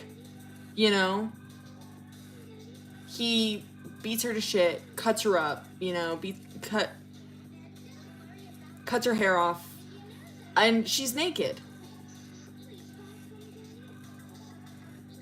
And, you know, he either holds great aggression for Quinn or, you know, thinks of her as his late wife. So potentially, Eric is not the father. Anyways, that's just my little opinion. Ref, do something! I don't like where this is pointing. We've made in this chat. Gives me intersex. Hell yeah, do that. Yeah. So. We said Ethel Ref, do something! So, yeah. Is Avery chill? Avery is chill. Avery's a chiller. Ref, where are you? What the Sigma? Put the lore down. I will. It's not his. No, he doesn't suspect that it isn't his. He just can't understand why he doesn't love Ellie, you know? Have you heard of Alien Stage? I have. I'm just not into it.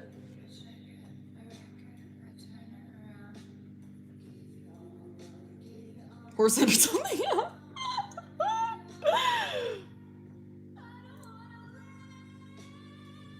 Just to give it up. I know. I didn't really... I feel like... I don't know. I didn't say it outright. Does Milo have a sister? Yes. What was 14-year-old... I don't know what 14-year-old me was on, you know? So Ellie isn't his child? I didn't say that. I'm just saying he doesn't love Ellie. You are not the father! Is everyone my aunt but Quinn? That's real. You want a perfect vessel? Yeah.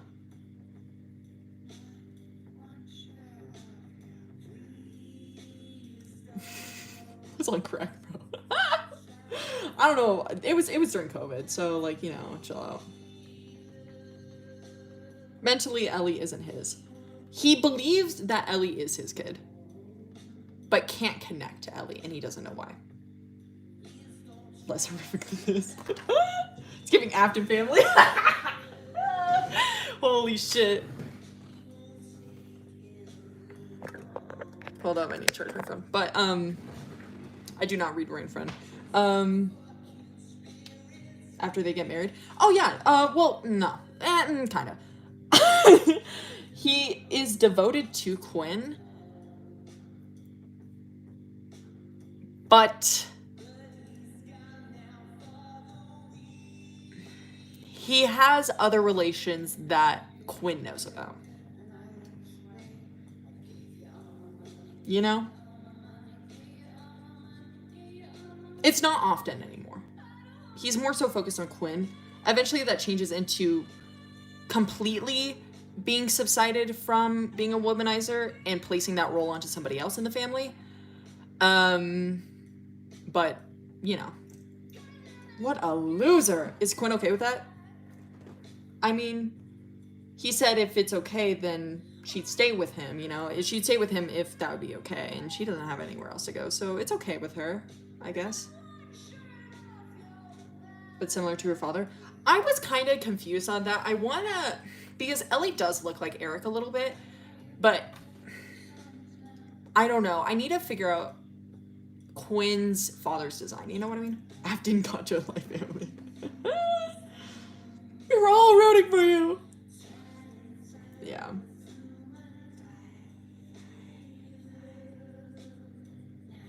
And were you?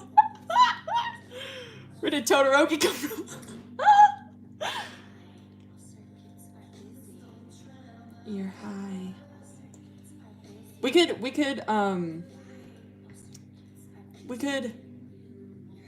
really bring up, we could talk about Quinn and Eric's death to really, solidify the horror of their relationship. Hate a child, gotcha, no, genuinely. Looks like your dad. No. Love your art. Thank you. Boys versus girls sing battle, please do. Holy shit. Where lore? They die? Yes, they do. Wolf Princess later on, hell yeah. Okay. They die when Ellie is 15. Okay? So it's 15 years in the future after Ellie's birth. We'll say that. And then 7 years, essentially, after, 8 years after Avery is born. Okay? New town. New everything. Just dropped to my knees. New everything. New town, you know, not in Bible. They're bubble. Dying is for straight people. Yeah, well, they're both bisexual and they both, you know, aren't. They're together. It's just for you. They're in a new town, kind of the same as their old town, just a little less southern. Definitely not based in Wyoming. Bubble. So the siblings like each other? I didn't say that. Moving on. So anyways, after some events perspire in, who would you say is the main character? Ellie. Bible Yaoi on Discord. That's really beautiful. So after some events, specifically catered towards Atticus, and Eric and Ellie, Ellie kind of goes batshit and feels almost the same as their mother in the way that they have no freedom, you know? But Ellie is not as submissive as his mother, or their mother, sorry. I use he a lot for them. Sex Jesus. So they try to take that control in their own hands, you know? So, one night, Eric named that kid Yowie. Right out of my bloodstream. One night, Eric is waiting for Ellie to come into the room. I'm not gonna say why, but yeah. And they're waiting. Quinn and Eric are both nude. Okay? Name one Yaoi and one Yuri. Killing stalking. I don't know. So Ellie comes up, you know, and this is fucking terrible. They go up and, you know, they're in their little outfit, and Eric is confused as to why they are in a outfit. And he's like confused. They're like butt-ass naked. Yes, they're butt-ass naked. Do I fart or cry? And so Eric starts being like, hey, this isn't right, you know, pretty passive aggressive. And he's like, you're all I have left to fix. By the way, at this point, Avery is completely burned. So, you know. He's like, I still have to fix you, so why are you being disobedient? And Hannah serving. Thank you. What was I gonna say? Anyways, so Eric is getting more and more frustrated because Ellie is not saying anything. They're butt booty ass naked. No, Quinn is in the house. There's a bathroom attached to the master bedroom, like the main bedroom. And Eric is sitting on the bed. Ellie walks in. Hold up. Let me explain this layout. Let's start barking. Okay, so think of this. Okay, hold up. I got this shit. Let me think about the Sims house. Okay. Hallway. These are stairs. Hallway. Okay. My son is trying to hold on your hand. There's a door right here. There's a door. This is the main bedroom. You know? Okay, main bedroom. This is bathroom. This is closet. Okay? Ellie lives in the stairs. Dude, Harry Potter. But they live in the basement, okay? They come up, open the door. Eric is here. Little stick figure. Quinn is in the bathroom. Still getting ready, you know, all the shit. Ellie comes in, and they're clothed. And Eric's like, bitch, what? Like, the fuck? And, you know...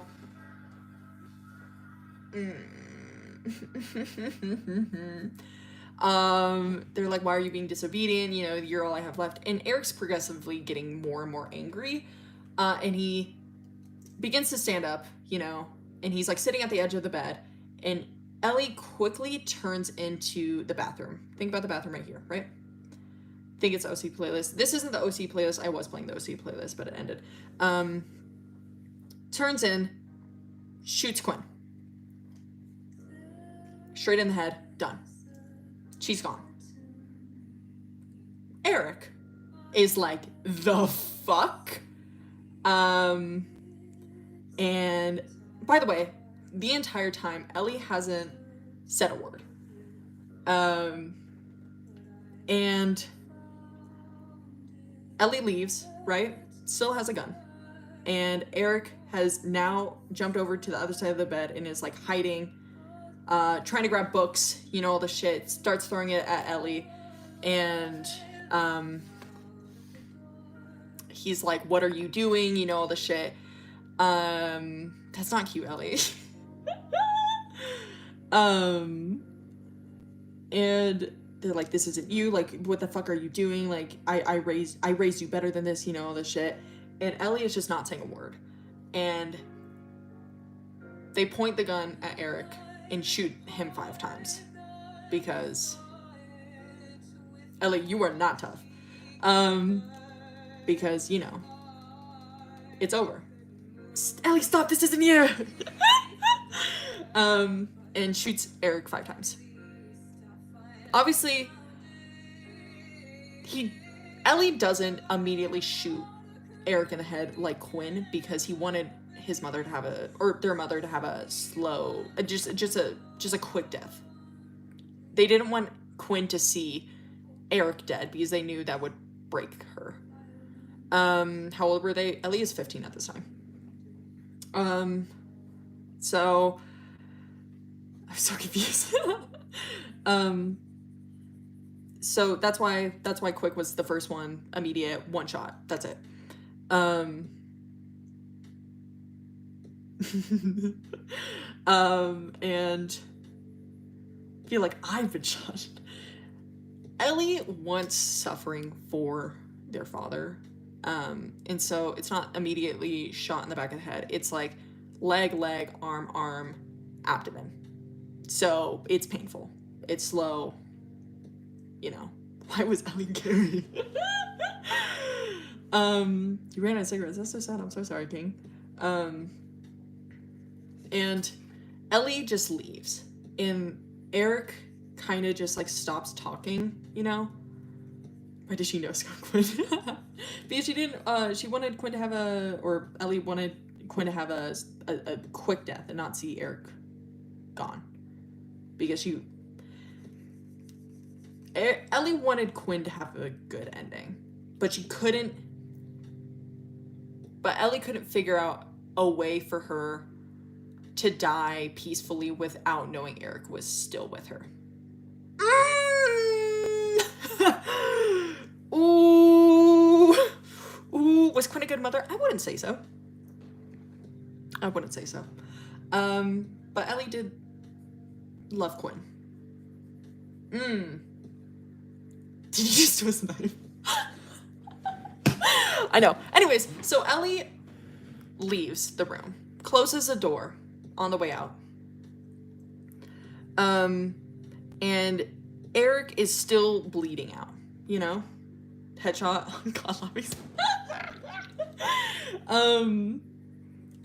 So Eric is still bleeding out. Okay, let's get the reference about. Quinn is here. She's on the floor, bleeding. She's dead. This is Quinn. Eric is over here. He has been shot, you know, whatever. He's still laying on the ground. Shot right here, shot right here, shot right here, shot right here, shot right here, you know? He either turns around, or it doesn't really matter. I don't know, I'll figure this out later. He either turns around fully, or he climbs over the bed and goes inside the bathroom and holds Quinn's hand.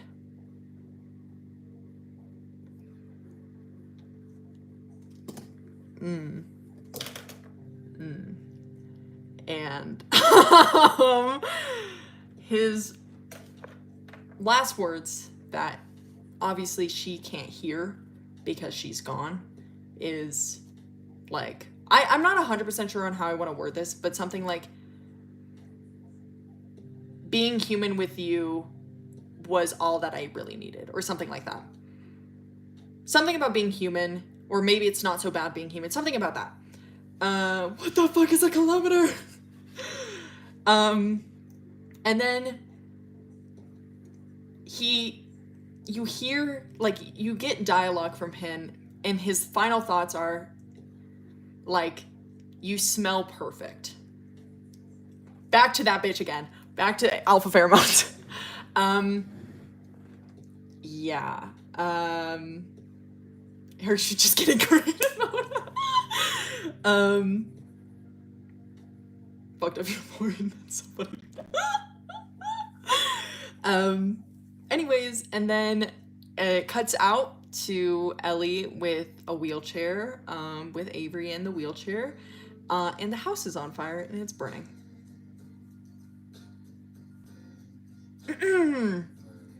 And then that's the end of Eric and Quinn's story, but Eric still lives on. However, if you really think about it, Quinn never has her freedom because she does not get a final say in her own story. It's only Eric's perception of her.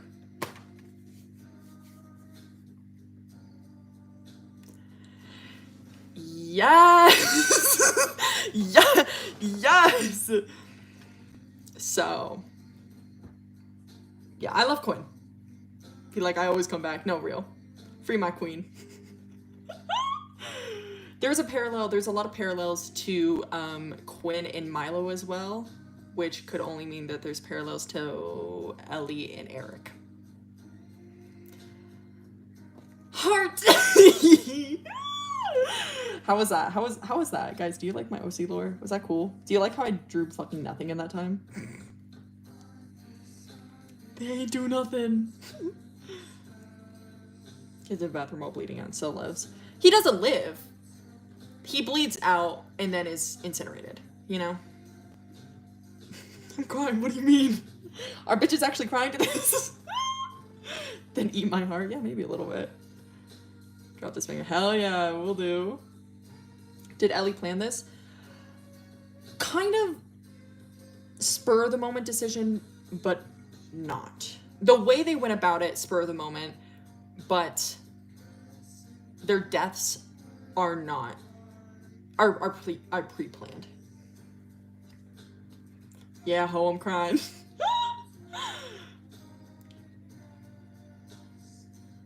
Where did Ellie get the gun from? Eric had guns. Okay, this is Wyoming. We gotta think about this. Every fucking person in Wyoming has a gun. Every person in this town owns a fucking rifle of some sort. Any sort of pistol. They have it for self-defense or hunting. And Eric has a pistol. And so they grab it while they were digging around in their closet for something, I don't know, one day. They see it and they're like, that's pretty cool. Where are the gotcha songs? Really is Wyoming. How dare you, cat? Ooh, my fault, gang. You're on your period. Fuck off. Gun safety, guys. Yeah, no. Genuinely. Eric didn't believe that Ellie could do this.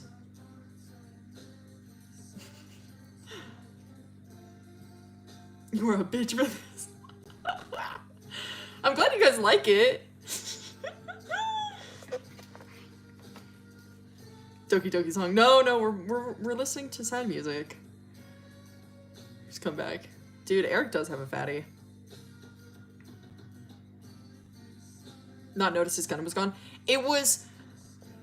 Eric stored it in the closet in the basement, which is also Ellie's closet.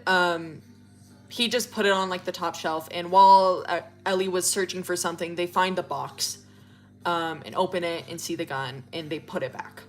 And then right before they met up, you know, with Quinn in the bathroom and Eric on the bed, Ellie grabs it. At least Quinn can rest. Yeah, no, she would. I don't think she. I feel like she never really had a chance of being a good person or living a life she wanted. So I think her dying was the only satisfying ending for her to live happily. Or to be happy, in a sense. You know what I mean? When does Atticus come into the story? It's... that part of the story is, like, way backstory. Besides for the death. That's like, climax of the high school part. Atticus is introduced first couple of, like, scenes in the story. Let's start talking about dating. I know.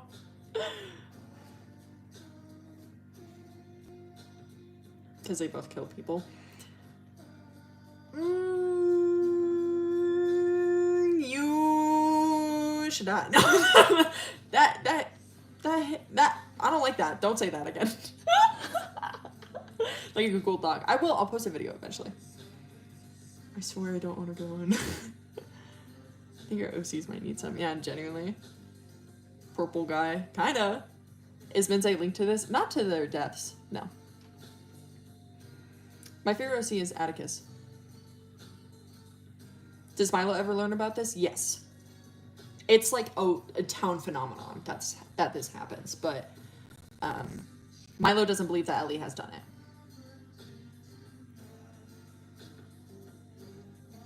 About what their parents did, or they didn't know about like the murder of Quinn's parents or anything like that. They just knew about, well, specifically Ellie knew about stuff. Like their TikToks. How Eric got with Quinn? No. We love Milo. We do love Milo. Do you hate the most?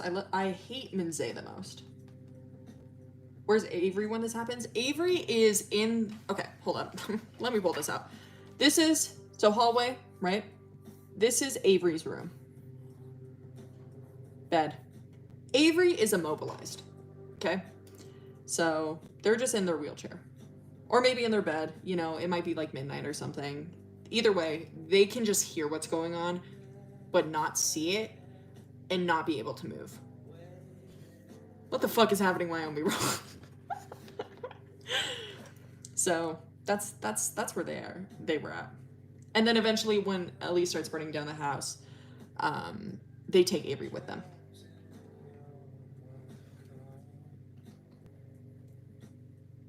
So did Eric really love Quinn?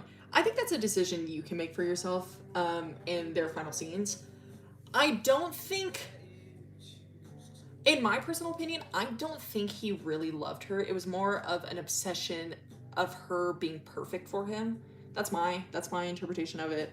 But then again, you can say that he really did love her, and his past, along with her past, didn't allow for their like relationship to really flourish into what it could be. But that's just my decision.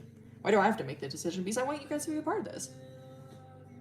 Avery didn't deserve that. Avery didn't deserve anything. It's almost like he's a martyr.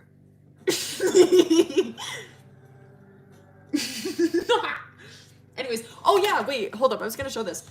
Hold up. You guys remember? Let me get YouTube up real quick. Y'all remember my animatic? Hold up, let me get it. Hold up. You'll have context for it now. Where is it? It was... Yes. You guys have context for it. You have context at least for the Eric and Quinn part, you know what I mean? So... Wait, hold up. Let me just restart.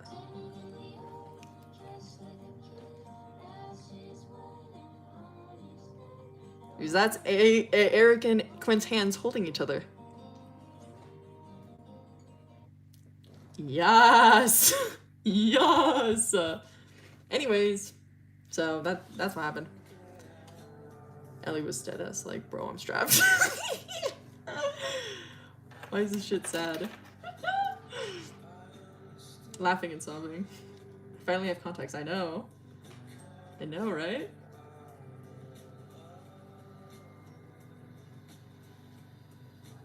Should I just make this a lore stream? Stop making me fucking cry. Sorry, gang. Sorry, gang.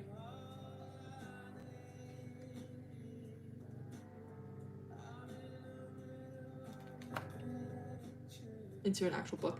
I want to do something with it. I almost was planning on making it into a like a visual novel, and you can play as Ellie, Milo, Minze, Atticus, and Arden, and then like once you complete that, you can be Quinn and Eric and BB, so you can get their backstories as well. But you need to complete the game to fully understand it. Your chest hair? My chest hair? Hello? We go to hell yeah. Catholic house for a bit. Hell yeah, dude. I love it too. That'd be cool as fuck. Hell yeah. That's me giggling. No, genuinely. Talk about Atticus. I would. Visual novel. Yeah, I just need to learn how to code. I downloaded, what is the one... It's like, it's not itch.io, but you know what I'm talking about? The one, like, game thing for that, and then I couldn't understand it, so I was like, well, fuck it. I just needed someone to code shit for me. Hear about Atticus, too. I get it.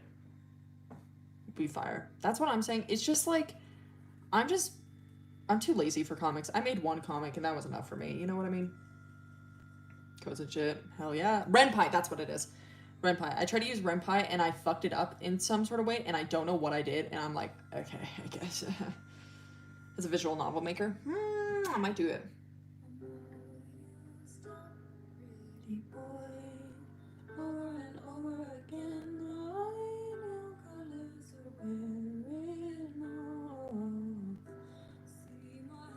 Well, let's book a show for this shit. Hell yeah, man. Oh man, I'm depressed.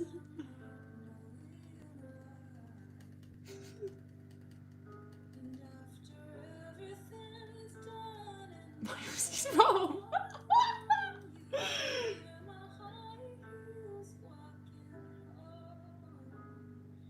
TikTok.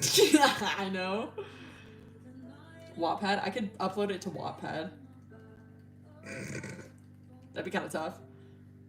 Steven Universe music? No.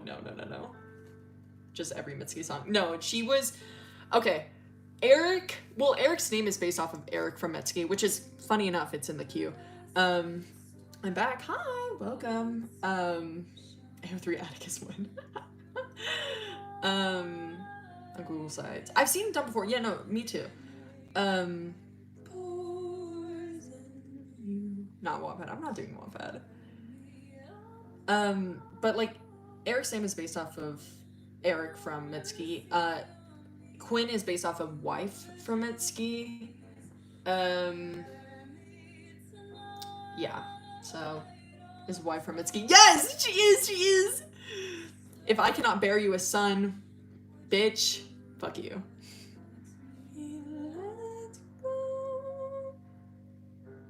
Didn't you say he was bi? Yeah, so Eric is bi. It's not really important to the plot, but he has had relations with men.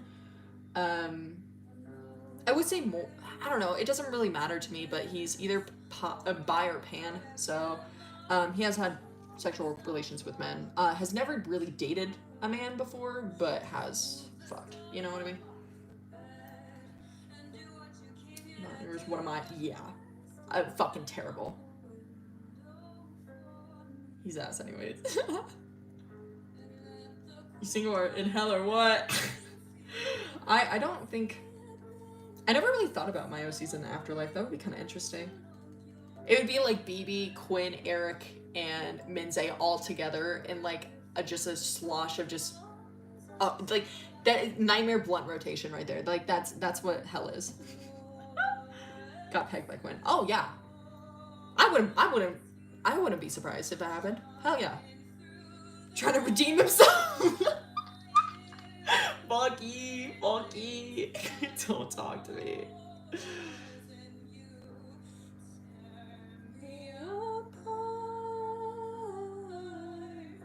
Do that for Eric. Oh yeah, 100%.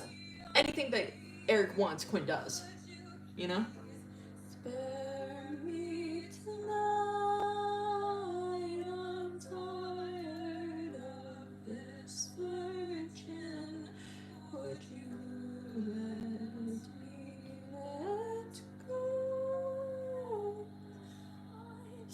Strands look nice.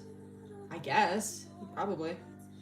Does Quinn love Eric? I would say so. I think it can be misconstrued or more so, how do I put this?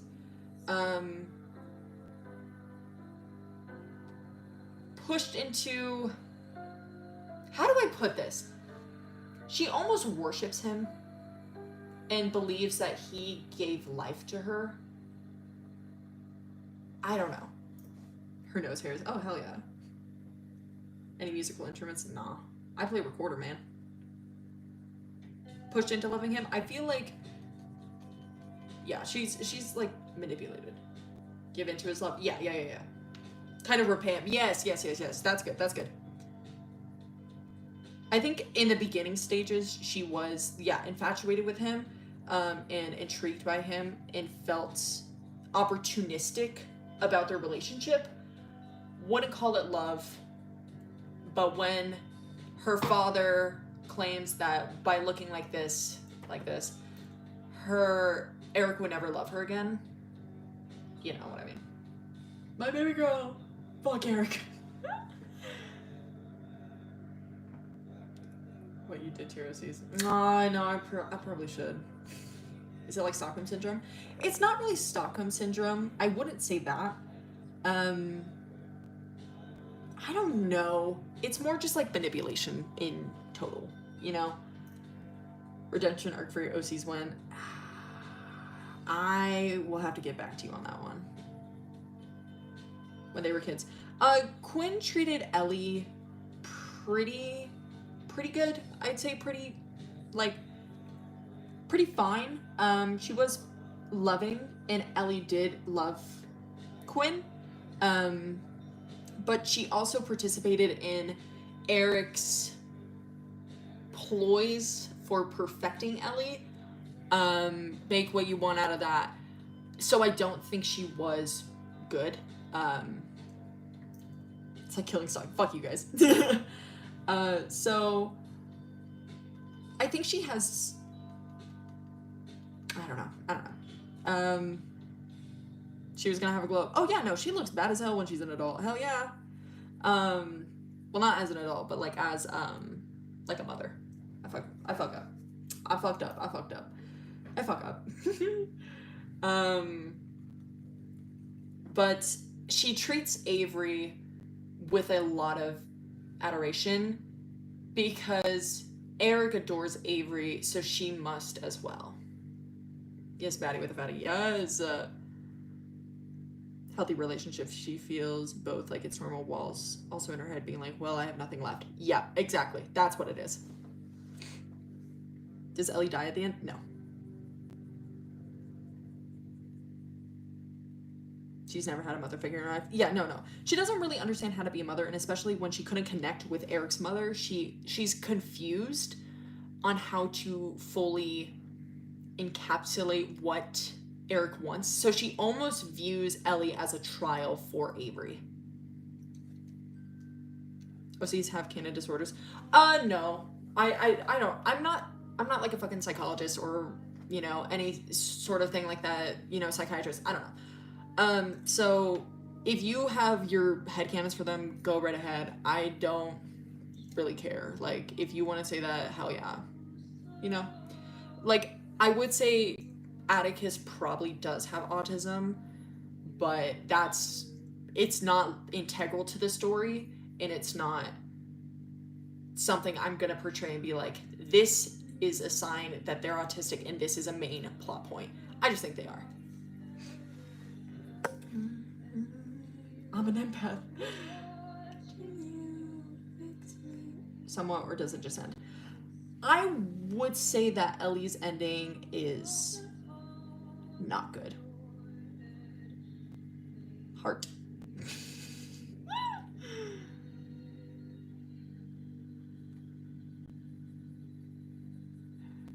Certified all of them. Oh yeah, no.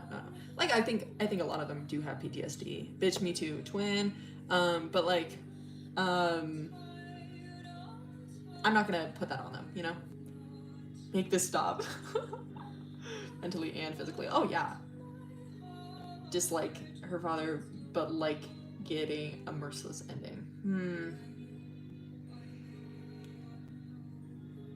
I would say Ellie doesn't hate their father, but they also don't love him. And Eric confuses Ellie to the point of frustration. And they want love from him, but they don't feel like they can gain it in any sort of way. Make me crash out. Sorry. Die. Oh no. Ellie doesn't die. My therapist will hear about this. Hell yeah, man. Handwriting. Oh, thank you.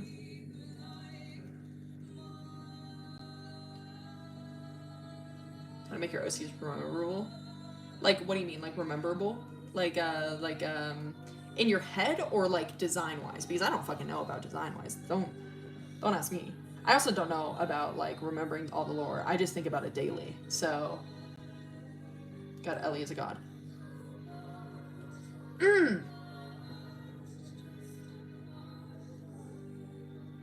Anyways.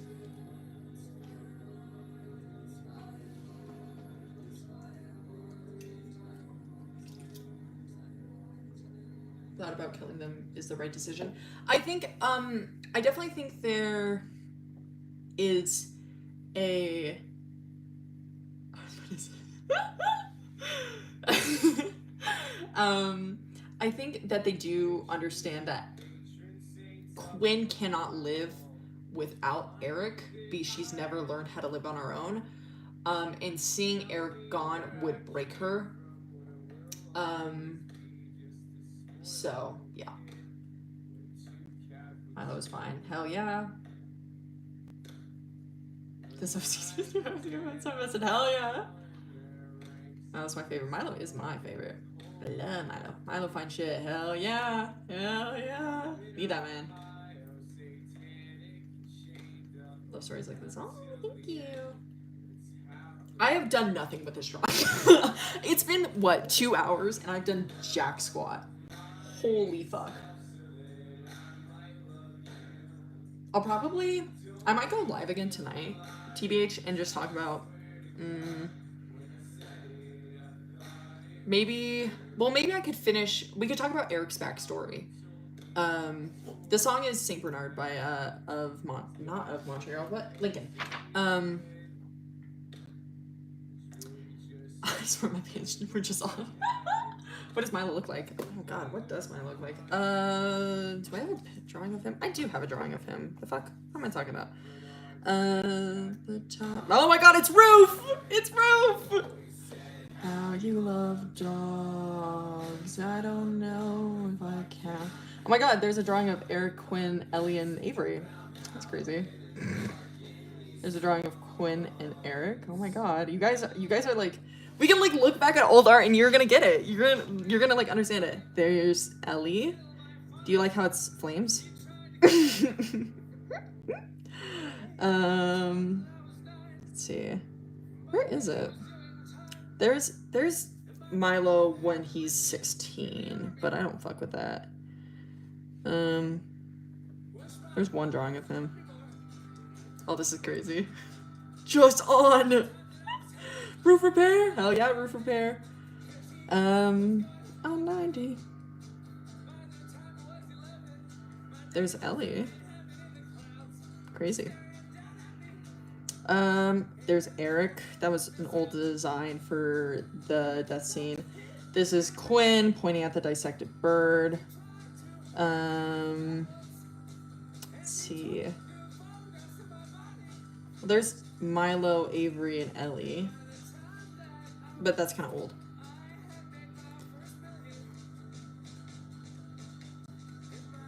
With his last name, hell yeah. There's old designs of them, like really old designs. Yeah, that's like, I want to say it was like 16 in that, so like 3 years ago. There's probably some other stuff. I don't know. Maybe? I don't know. I know I do have a drawing of Milo in here somewhere. I just don't know where. Oh, there's Eric and Quinn's hands. Horrific. Hi! Bye, Salmon. Bye-bye. Bye. There's a drawing of Milo. Milo!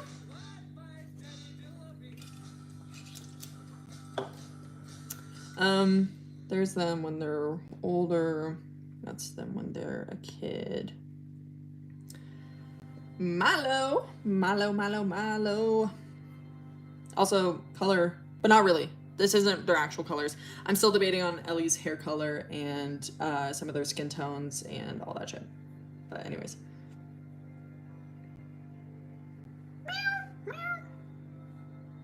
Quinn and Aaron were toxic. I guess. I don't think I have anything else. But yeah. Hell yeah. Our fine shit Hussington. Shut the fuck up. Okay, let me finish this drawing. Hello,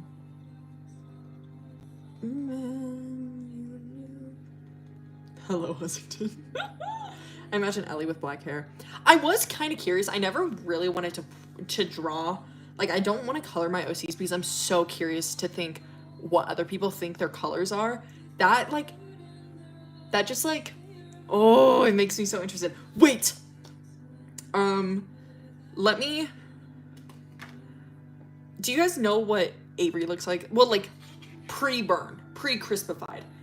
Do we know? Does everybody know what like their features are and like skin tone, hair? Didn't miss it. Hell yeah. No. Wait, I want to hear what you guys think. What's his hair color? Let's hear. What's his hair color?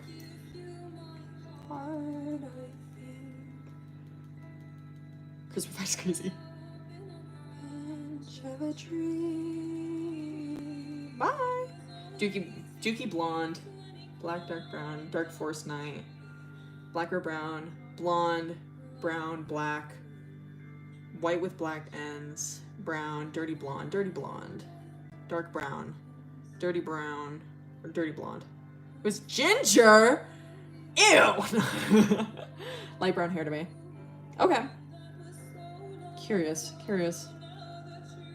It has grown, and nobody knows my lover's buried underground. Okay. What color eyes do you think he has?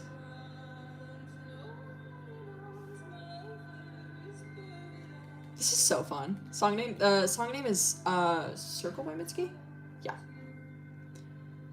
Brown, green, blue, green. Dark green, grayish blue, blue, green, dark green.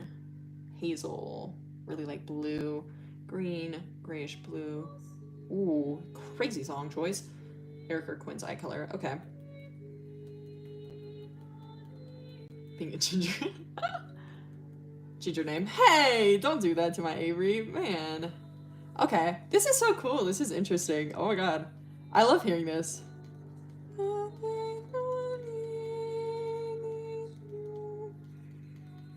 He also does have freckles. I will point that out.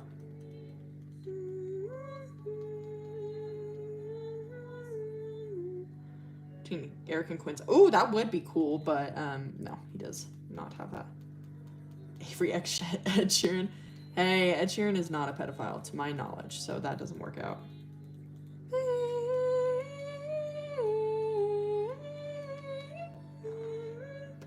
From that animator, hell yeah!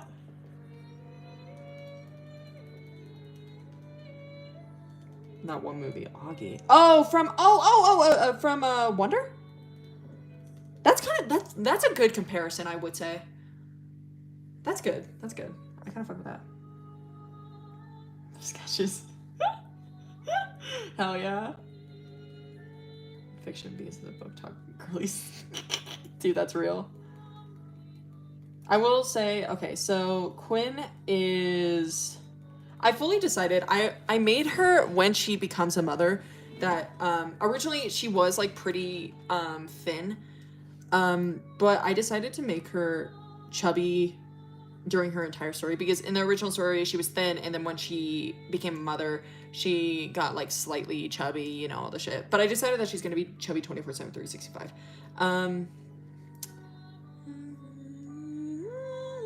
But she's like a little bit tan, has she has a birthmark right here under her right eye. She has dark brown eyes, like almost black eyes, and her hair is dark brunette. Eric is really,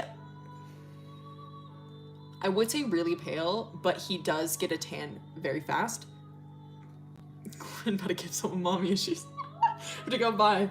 Thank you for being here as a girl. That's kind of crazy. I wouldn't blame you for thinking that. Hell yeah. Eric is, he can easily tan. His hair is like platinum blonde. It's like almost white. Like it's uncanny, you know? Albino. Yeah, he can't, if you want to think of him as albino, go right ahead. Hell yeah. Bye, Ozzy. Bye bye. If you want to think of him as albino, that'd be cool. His eyes are blue. He has freckles.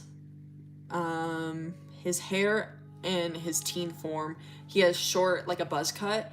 And then when he's an adult, he has like, I don't know, fuckboy hair, I guess. Blonde boy name, yes. Gojo. It's kind of, he kind of looked like Gojo. He's kind of based off Gojo. Not really. No, he's not. Eyes blue like the Atlantic. But anyways, that's their colors. Ellie is like slightly tan. Their eyes are dark brown. Originally they did have green eyes, but I decided to switch that because I feel like if they had green eyes, it wouldn't work. It just wouldn't be what I want. You know what I mean? They have a scar on their upper lip and lower lip and a scar on their cheek, but that's when they're 14, 15, and then the rest of their life. So bad it's embarrassing. Oh no, I don't get me wrong. Eric is terrible. Eric is fucking horrendous. Like, he's a terrible person, does a lot of terrible shit, horrible. However, if he was a real person, I'd try to hit that shit like crazy. I'm not gonna lie. Like, I purposely made him look bad as hell. For me. Like, are you out of your mind? The same thing with Minze. Like, Minze, fucking terrible. Hate him, every single thing about him. However, I would hit him up. Fine shit. Hi. Anyways, Ellie's hair color confuses me. I originally had them as like, look at your strawberry blonde. Strawberry blonde. And then like kind of like dirty blonde, and then I had a dream of them with like green hair, and I really fucked with that. But then I was like, no, I want them to have natural hair. And so I'm stuck between like a warm gray and like a strawberry blonde. You know what I mean?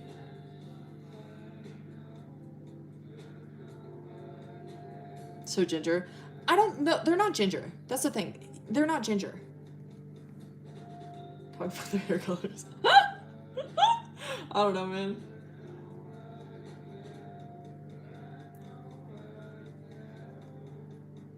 Since better, not gonna lie. Okay, hold up. Let me, password reveal. I don't give a fuck.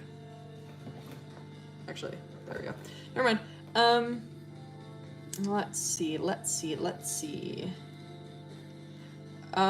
This is, don't mind the color, like, it's really weird. But like this sort of color, like dirty blonde, but it's really not saturated. Does that make sense? Like, that's the kind of color. Another color that they had, let me go to like old stuff. They had like this dark gray, you know? Are they bald? They're not bald. They have a buzz cut. Like, Ellie has chest hair. Holy shit. That's straight ice pie with my little eye, yeah. Desaturated peaches. I guess? I don't know, man. Should we make Quinn's dad a ginger? Would that make sense? But, I don't know. That's them. Pink dirty blonde. I don't know. Something like that.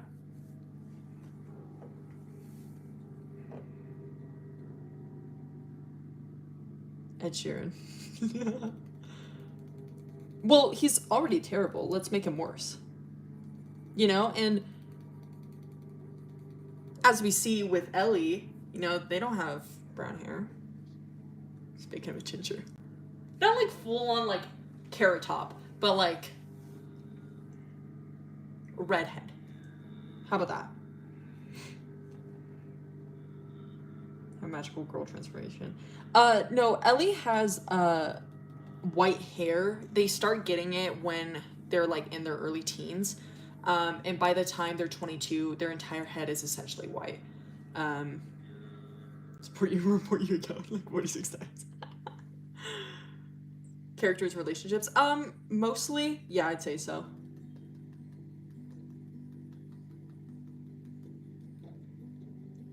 Not washed for like 10 years. Dude, that's kind of tough. Ginger.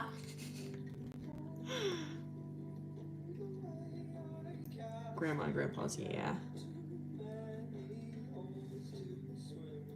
But the good thing is, Ellie doesn't have any kids. Think about that, guys. This is not tough.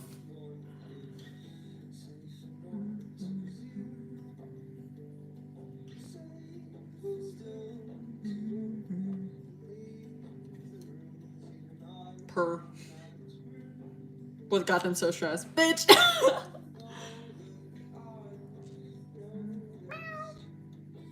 hasn't done bad shit, crazy shit.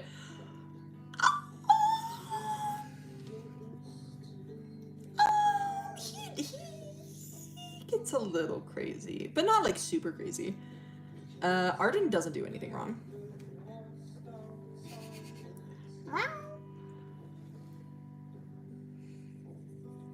But I think Milo is sad. This shit is not tough.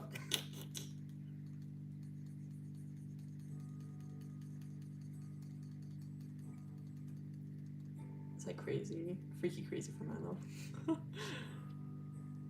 Starter kit for a crazy person. Yeah, no, they basically worship Ellie. But it's okay. The heart is killing me. Heart? Oh, the strawberry.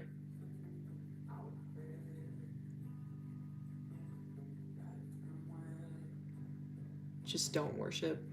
Arden is the main character that is completely adverse to worship. I would say Avery as well. They just can't voice their own opinions on it, really. Thanks, hella good. Thank you. Even their spooky words.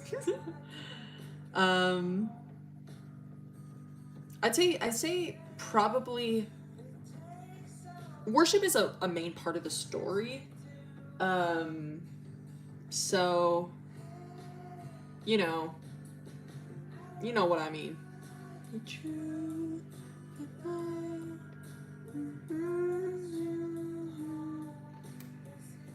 Bye, chat. Bye bye. Thank you for being here. But what was I gonna say? What was I saying? Bitch. Have a tramp. Probably Atticus, I'd be honest. Bye bye, bye. Have you done so far? Oh, I've done a few pages. I will not lie. I will not lie to y'all. We could like slightly go through it.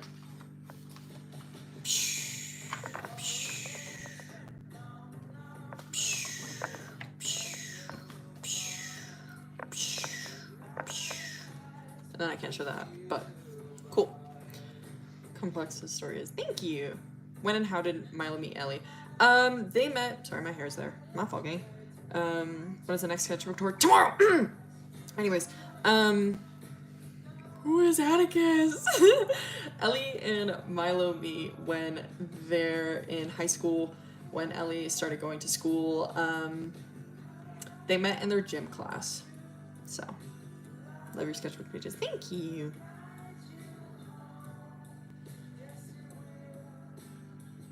Atticus is like, I guess Atticus also wouldn't be part of worship, I would say. I think they broke out of it.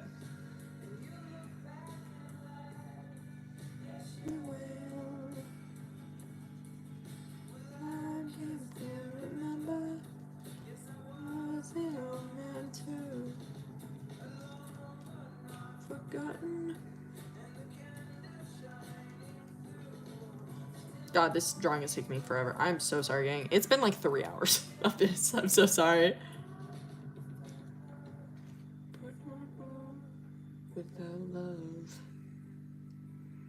But we're almost done.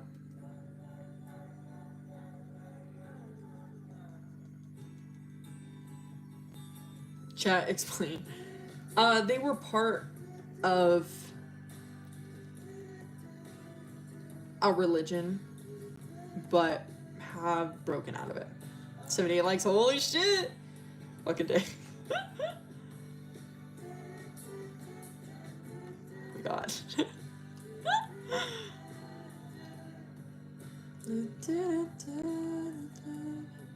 Oh my god! Oh, hell yeah! Congrats on graduating. Finish a drawing. It usually doesn't take me this long. But I'm a chatterbox right now. I'm having the time of my life a little bit. I don't know how long it would take me.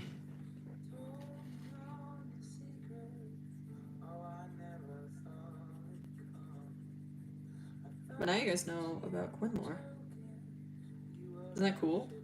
Aren't you guys happy? Are you guys fulfilled for a little bit? You might be getting... Oh, we can talk... Wait, while I finish this, we can talk about Eric lore if you guys want. Because Eric and Quinn go, like, they coincide with one another. And if I were to go live again, I would want to talk about other characters. Yeah, I just cried my eyes out. Don't worry, it's just more frustrating at this point with Eric. You know what I mean? Yes, yes, yes. Everybody's saying yes. Eric lore. Okay. I'm still conflicted on... I want your guys' opinion on what do you think is sadder. So I'm going to give you two options for Eric's relationship with his father. I talked about this in the sketchbook video. So, okay. Eric, born Davidson, you know, all the shit. Crymore, yeah. What do you think would add up best in the story to your knowledge of Eric and Quinn and Ellie so far? I hate Eric, but so born into the Davidson family. There's two options that we could go with the Davidson family. One of them was my first option that I originally created, where their parents are really well known in the community.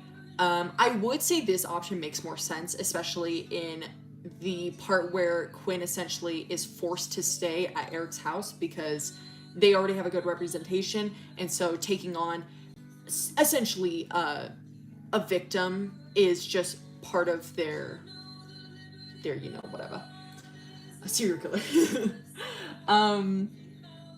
But anyways, what was I saying? So this one makes more sense, but the other one is inspired by what is it? Things Fall Apart by not Ngozi Adichie. It's Conquo, something like that. I can't remember. But anyways, it's in the background. Yes, sir. So the parents have his parents have a good representation. Or representation. Oh my god. His parents have a good reputation in the community. They're really well known. This is option one, which I kind of prefer. Really well known in the community, really well liked, and they're kind of viewed as victims themselves because Eric's mother continues to have miscarriages. And so they're kind of viewed as like a sad couple, like why couldn't, you know, it's just so sad, it must be the woman's fault, you know, it's just so terrible, all this shit. Eventually she ends up having a child, and it's Eric, right? So Eric is born. I don't know when his birthday is, but like poor BB vibes. Maybe. But anyways, so Eric is born, and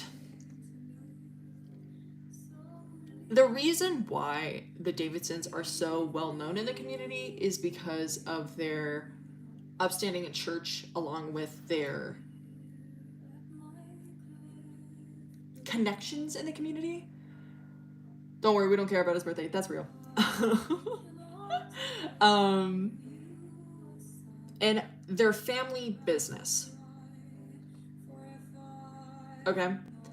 I'll let you speculate on what that is, but it's pretty obvious after a bit. And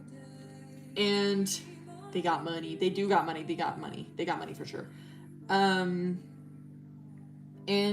Eric eventually finds out that his father is incredibly sick. Eric's grandfather is dead. Okay, he's not in the story anymore. But in Eric's father's last like couple moments, like it while growing up with Eric, how do I put this? I don't know how to put this. Like, I don't really talk about Eric lore because I think it's really difficult to talk about this. Let me just... Him being sick is kind of important, but not really. Eric's father is sick, doesn't know why, maybe cancer, I don't really give a fuck. But he's essentially losing time and needs an heir to that money. You know what I mean? So good, I'm crying. Hell yeah, thank you. The playlist is called Maybe They Did Affect Me. It's on Apple. But what was I gonna say? It's not really important. All you need to know is that Eric's father needs an heir to the family business. So that is why Eric was born. With all the miscarriages, there's speculation that it was forced upon the mother because they all, like, as soon as they find out what gender the baby is, suddenly there's a horrific accident or there's something going awry with the pregnancy that causes the child to leave. And eventually, I want to say like fourth or fifth time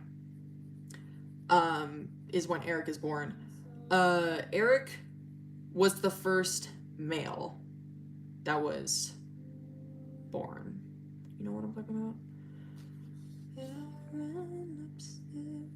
So whether that be a coincidence is up for you to decide. I specifically put that in there for you to ponder about and see where Eric gets his ideas about women from. Anyways, so anyways, when you took me home. This song is so fucking sad. What the F? Anyways, so when he finds out that his father is like incredibly ill, and he's going to eventually take over the family business when he is gone, he feels he has a role to fulfill, and to add on, he really speculates on his mother's miscarriages and how she can't get pregnant even after his birth. So he feels like he was made for something better, you know? He feels like he is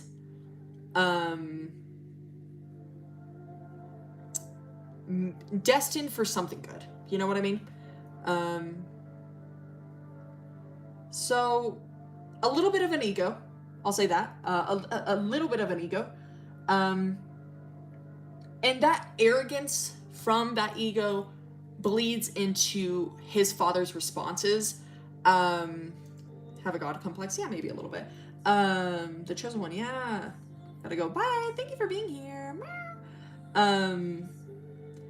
So his arrogance bleeds into the conversation with his father, and he feels like because his father will eventually die and he can't imagine that for himself, he feels that he is better.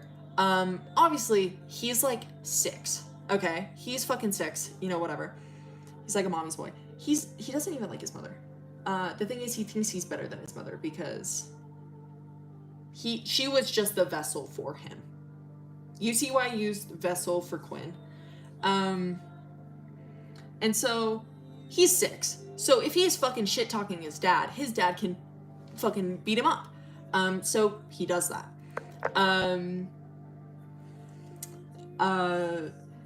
So he gets like physically abused by his father, but he just thinks it's, I don't know how to put this, like,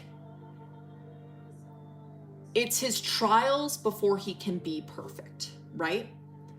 Why do they hate girls? Because Arkansas. Rage baiting you. He never sees his father die, and he never talks to his father after they moved to Wyoming. Anyways, you took me out. This song is so fucking good. What was I saying? Oh, anyways, bro, what the fuck was I saying? Does anybody know what I was saying? I was talking about. What was I talking about? Be up after? It should be up, unless I say something outrageous. Oh, she's loud. Except the mother, she isn't. I should as well. Shit. This is what's supposed to happen. He's so deluded that he sees his abuse as yeah. Perfect. That's what I'm trying to say. He sees his abuse as not. It's more so like preparation. I think that's a really good word. But his father is so far gone that he is lashing out against perfection because he's too far gone. That's what he believes out of his father. And he tries to not let the anger boil up inside him, but obviously it fucking does. And often he is subjected, one of his punishments is being trapped outside the house. And during this, he like becomes very what is it? Not connected. He becomes familiar with the wildlife around him. And he feels this sense of power every time he looks at an animal, because he is bigger than the animal, and he wants control in his life. Is he like Griffith? Maybe. I don't know. I haven't read Berserk. Have these thoughts of a 6-year-old. I don't know, man. He really does think he's fucking better than everybody. Think about like 7 to 8. Okay, I don't know. Does that make it better? I don't give a fuck. That's how a serial killers can start out. Yeah. So he begins purposely misbehaving in his house because he is not the biggest person there, in order to be outside with other entities that are lesser than him, that he fully is convinced and knows that they're lesser than him.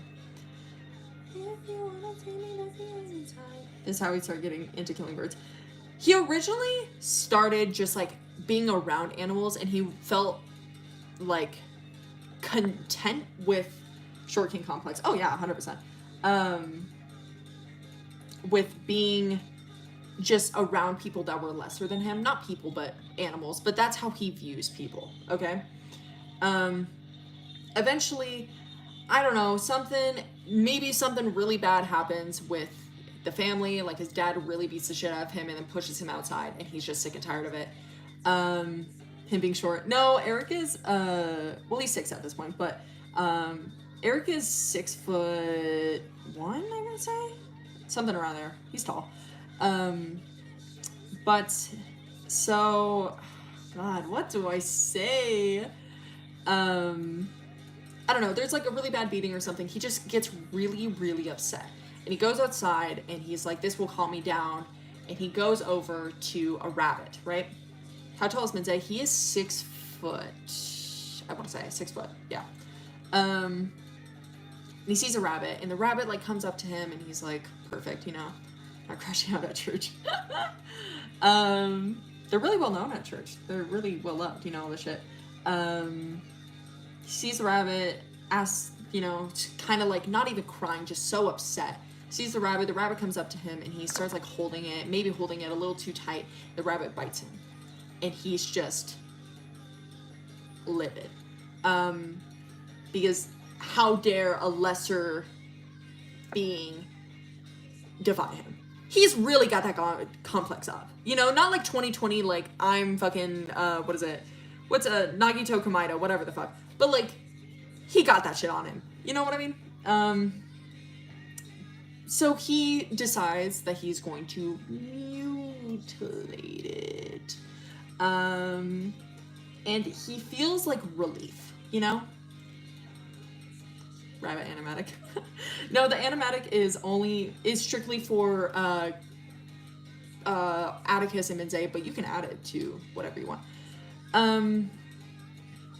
But anyways, so he's like relieved by this sense of control, and he's like, well, if my dad can't understand, maybe my mom could, you know? So he goes inside with this like mutilated rabbit, and he shows his mother, and his mother is absolutely disgusted by it. Obviously, your fucking like 7-year-old just tore up a rabbit. So like Yagami, no, genuinely. And she tells his father immediately, and his father is just like disgusted by him even more, to the point where he won't even touch Eric.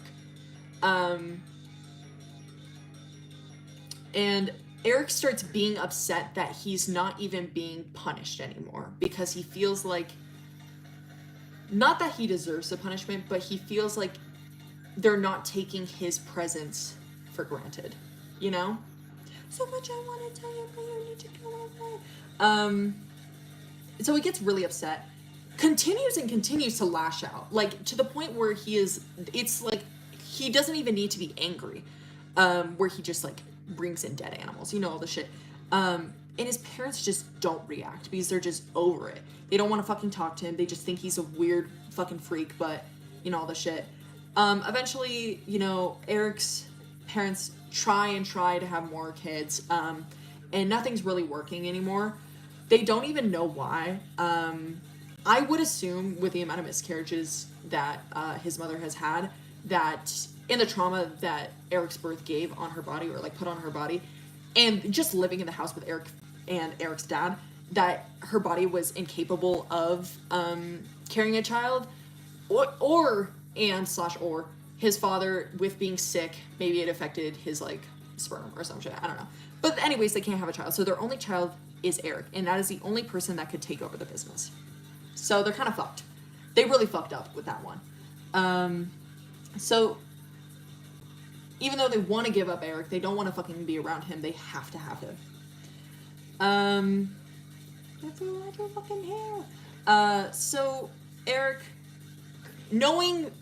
realizing as like a middle schooler, maybe late elementary schooler, that suddenly their entire attention is focused on them because his mother cannot get pregnant anymore. He feels like, how do I put this? Not retribution. Like he knew it all along. Like the punishments that his father was giving him was for him to become the best he could. All the shit. All the shit. You know what I'm talking? Do you guys understand what I'm trying to say? Like he's fully convinced that he was right all along, and his parents do in fact need him. So this was his purpose. I don't know if I'm explaining this right. Tell me if I'm not, because I can expand on it. Anyways, so he becomes really, really obsessed with himself, and of course being surrounded by church his entire life, he feels like everyone around him is lesser than him, and he's like, I wonder if that's how God felt, and he's like, everything is so horrific, all these animals, they try to bite me back. My own father tried to punish me. My mother can't take my like interest for granted and my power for granted. Like my mother takes it for granted. That's what I'm trying to say. So I feel like I could become that. You know what I mean? How all of them start. Yeah. No, genuinely. And so he really gets into thinking that he is building up God again through himself. Nate Jacobs, no, genuinely. So he starts doing that. The family business, I'm not gonna fully get into, because I don't want this video taken down, but thinks he's Jesus is a recipe for disaster, no, genuinely. But he begins to have this like alluring presence, and he becomes a womanizer, feeling like, all the shit. Traffic, yeah, we'll put it that way. Traffic plus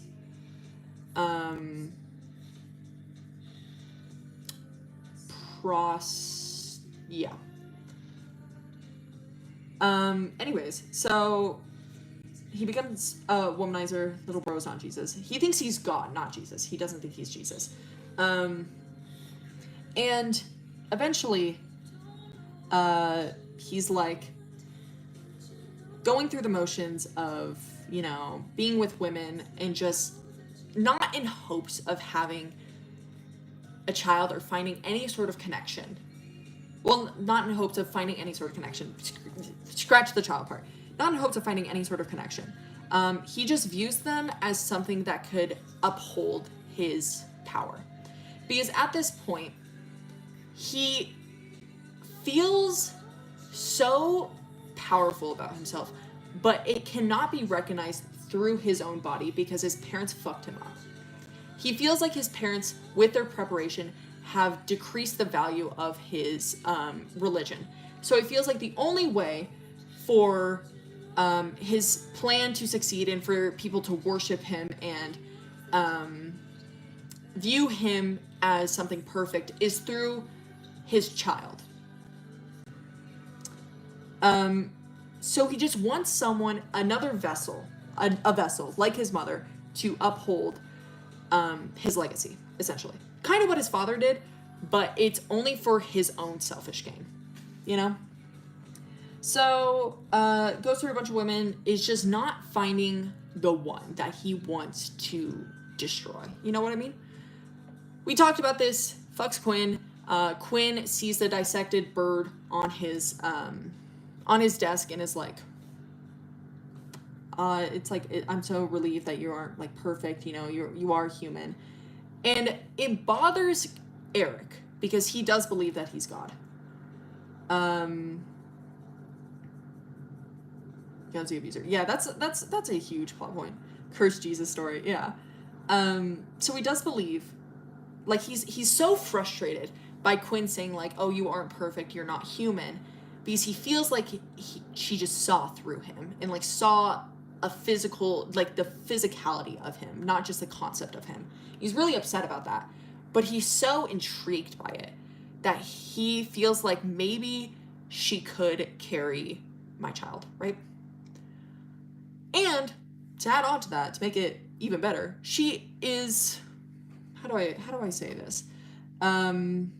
We already talked about it. Very submissive, very naive. In her life, never really had the option to make many decisions. So him completely controlling her life is optimal for him. When Quinn said that, yeah, no. Eric is like, what the fuck? And he eventually, like, he sees the grace that she has given him. Hello, hi. For killing her father, and he's like, this is what I want, but so many people can't understand that we need to dull it down into half human form. So that's why he wants to have children, right? Quinn is a perfect bunny for his animal tribe. Yeah, no, she's a bird, but the bunny is synonymous with Ellie. Okay? But it's mostly, there's like trapping of animals, like animals, you know what I mean? Because the part about doling it down for people is more so they need a human figure to connect with, and he doesn't find himself human. I think he believes he's too uncanny and too good for other people, that he is so incomprehensible that they need to have something that is half like him in order, or half like humans in order to understand it. You know what I mean? Bye. Thank you for being here. So anyways, so he has Ellie, right? And he can't understand why he hates Ellie, because this is all he's wanted ever since he's realized that humans can't understand his presence. Something in a bunny bit when he was a kid. Yes. Out of his facade. Ooh, that's kind of tough. I fuck with that. Hell yeah.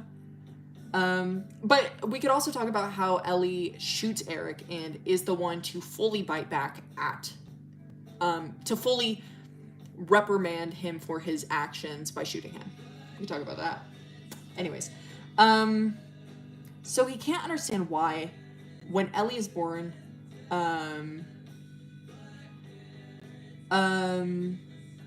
he can't understand why he's not connecting with Ellie. Bro, we'll make a great Discord bot. So he's just frustrated, but he continues to try. And he kind of puts the same punishments that his father gave onto Ellie, in hopes that would perfect Ellie in the way that he hopes, or how he thought he was as a child. And when it's still just not working and he isn't feeling any sort of connection to Ellie, he is just so frustrated. And he's like, I guess that was just a trial run, but they make me money because they're still part of the business. Ellie makes me money, so we'll continue on with, you know, keeping them around, but they're not my child. They're not my project anymore. I don't have any sort of use for them. When when Avery comes about, Avery is exactly what Eric wanted out of Ellie. He believes that it's a perfect resemblance of what people could understand with being half human and half Eric. You know what I mean? Avery, yes, Avery. So he is absolutely obsessed with Avery, and he does not feel the need to punish Avery. He feels like there is nothing Eric could do to make him better. You know? Eric is hunted. Oh, hell yeah. But anyways, so Ellie is pushed to the side in order for Eric to have his full attention onto Avery. Eventually, Avery's potential gets incinerated. And Eric turns back to Ellie in order to potentially fix the mistake of Avery. You're just thirsty. Anyways, that's Eric lore for y'all. Wait for you. Holocaust. You're gonna acts of misery. How do we feel? Do we have any questions? I feel like I'm teaching a lecture.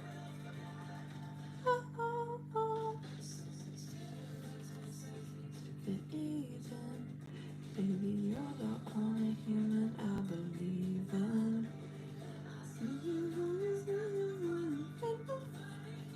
And Lord, thank you. Makes sense about him now. Hell yeah. Heaven is Lord. Absolute cinema.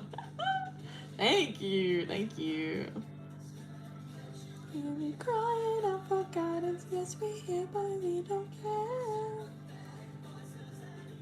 A lot of bad characters. Yes, he's terrible. Off his shirt in the moonlight. I think you saw it. Potentially? I don't know. I don't see it. But anyways, that's quite an Eric lore for y'all. That explains some of the shit that I draw and I talk about with Eric.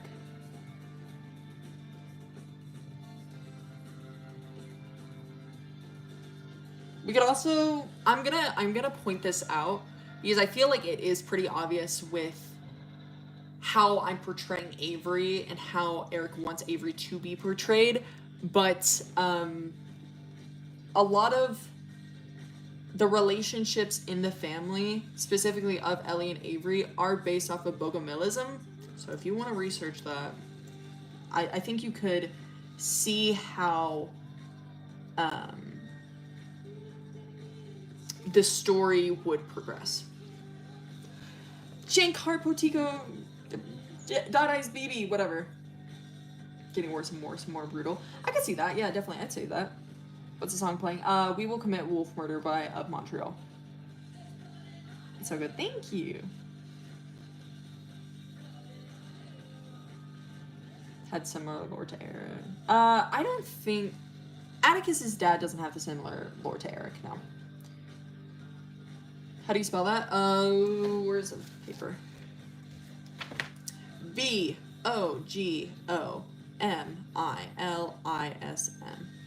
Bogomilism. How an animal doesn't know when they're walking into a trap. Yeah. Yep. There's a wolf. Yeah, no, Eric's a wolf. Eric is symbolized by a wolf. If I were to symbolize every character with animals, Quinn is a bird, Ellie is a rabbit, Eric is a wolf. Ellie is a deformed rabbit. We could talk about it, but eventually, throughout the story, Ellie does turn into a wolf. It's like a wolf in sheep's clothing kind of thing. Milo is a dog. Arden, I'm not sure. Vince is also a bird, but he's specifically a magpie. Atticus is a goat. And yeah, Eric is an alpha. I'm the alpha. I'm the leader. I'm the one I trust.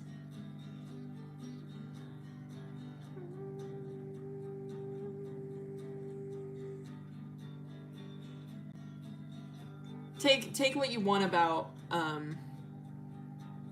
the symbolism of those animals in stories into how you perceive the characters. Specifically, the goats and magpies. I don't know, are magpies like... Magpies are a common bird. You know what I mean?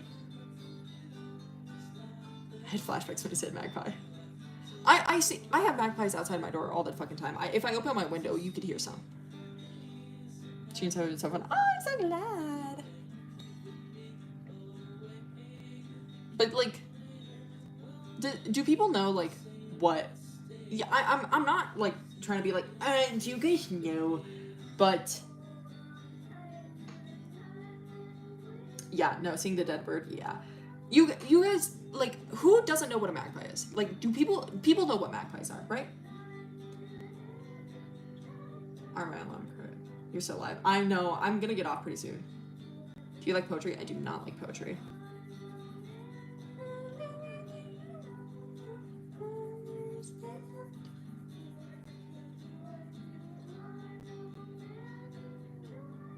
Actual sheep, yeah. Never seen a magpie. Okay. They're just like... How do I explain this? Magpies are just like gross little birds. I absolutely adore them. I think they're gorgeous. They're really pretty, but they pick on... what was I gonna say? They pick on robins quite a bit. I think they're absolutely gorgeous. I love magpies. They have this like sheen to them, but they're pretty rude. They're pretty horrific. I'd say that. But I think they're gorgeous. So that's Minze.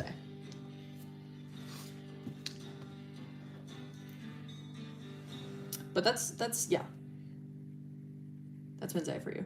I would say I really want to figure out an animal for Arden. She really just reminds me of an octopus, and I think that is a good symbolism, a good animal to represent her with, but I'm not sure. They like dolphins. Beautiful, yeah, horde. I wouldn't describe them as completely like dolphins where they have the intelligence to just be fucking awful. But more so they're just mean to their own kind, you know? And their own, like, birds. Birds specifically, they're just really ruthless too. Never thought of that. Hell yeah, dude, it's peak. But if I were to, like, symbolize Arden, I gotta go, okay, thank you for being here, bye-bye. But if I were to symbolize Arden, I would say an octopus, because it's such an out there pick, and she's such, not an out there character, but she's very different from the others around her. I wanna feel that it's wrong. And that I feel like, how do I explain this? You know how octopi have like, or octopuses, I don't give a fuck. They have like really, really strong intelligence. They're incredibly malleable, and like their intellect is off the charts, you know? You're counting down. Yes, okay, so they're smart, yet they're almost kind of like, I want to say trapped in a sense, where they're only available for sea life. You know, I need my yaoi. And they can grasp onto shit. Like the suction cups, I think, are a good like piece of the puzzle where she can grasp onto other people in her life, but also having the intelligence to realize when it is time to let go. Oh, that hurt. Wait, what the fuck? Anyways. I'm still naming my kid Yaoi. Hell yeah, man. But Also, Avery's symbolism is a lamb. We talk about the holy lamb, but you know. Yaoi and Yuri, dude, that's kind of tough. Wait, I fuck with that. I fuck with that heavy. Okay. Anyways, that's the OC lore I'm gonna say for today. I don't think I might go live again tonight. Probably not though. We'll see. We'll see how I'm feeling. But I'm gonna just finish this real quick. That 8. Thank you. We wish you a Merry Yawmas and a Happy New Year. Amen.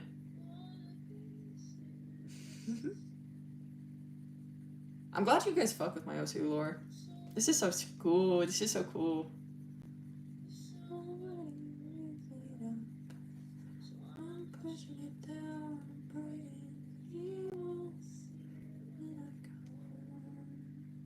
That was good. Thank you. I should remember. Hell yeah. Go live again. I'm not sure if I will go live again. We'll see. We'll see. This is so sad. Hell yeah. Come and get me out of this town, oh no. Come and save me. If you guys want this playlist, it is... I played another one before this. The original one was my OC playlist, but it's just the vibes.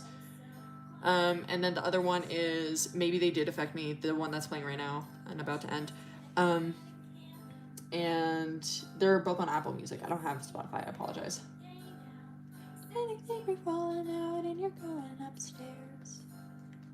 And you're going upstairs. It's upstairs harmony, and when you get there, you can find a song to keep you company. There are good things. There are good things he and tonight read me. Goody, goody, goody. I should tell you about. Like a year ago. Hell yeah! Dude, I love Apple Music. I don't like Spotify. I don't like how it looks. I don't like how it works. I don't like any of the buttons. I think it looks ugly as fuck. And I think Spotify elitists piss me off in such a way I cannot describe. Is there any, like, cannibalism in your story? There is, but it's not strictly cannibalism. It's more of a fetish. I can't remember the fetish's name. I think it's not somnophilia. Holy shit, that's crazy. I can't think of... It starts with an S, though. I can't think of it. But BB has that and is with it. Uses it with Ellie. Symphorophilia. That's what it is. I'm pretty sure. Let me look that up just to make sure, because I don't want to give BB the wrong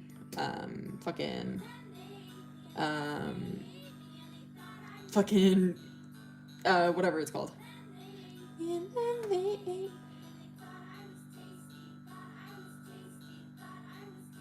No, it's not that. Shit, it's not that one.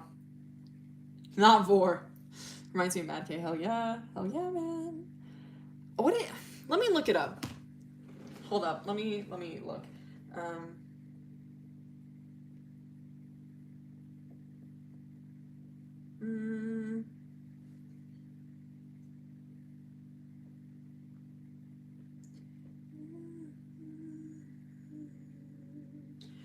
I remember it's... Wait, hold up. There are good things. There are good things to eat. And tonight you're eating me. Goody, goody, goody. Hello? Where is it? Paraphilias, that's what it is. I can find it. Okay. Hold up. I can get it in a second.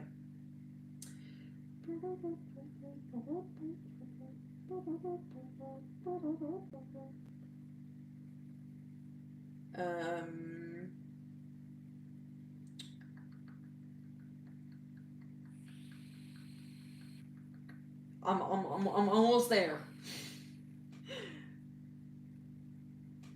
Why can't I think of this name? It's really pissing me off that I can't think of it.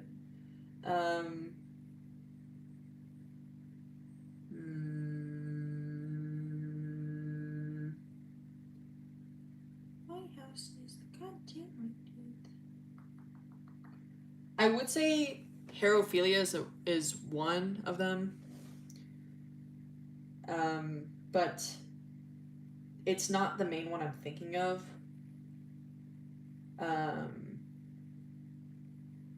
Yes, Miss Ophelia. That's what it is. Yeah. Miss Ophelia. Found it. Okay, perfect. Okay, I'm probably gonna leave. But this is what BB got. Do your own research if you want to. Anyways, okay, I am gonna head out. For me, oh my god, thank you. I'm so glad. That's why I love it. I'm gonna head out. I'll probably leave this up. Someone just ring my doorbell. I'll leave this up. And it's really long. I do apologize, but I had a fun time. And thank you guys so much for watching. Have a wonderful rest of your day. /19 to be done. And I love you, Poke Bears.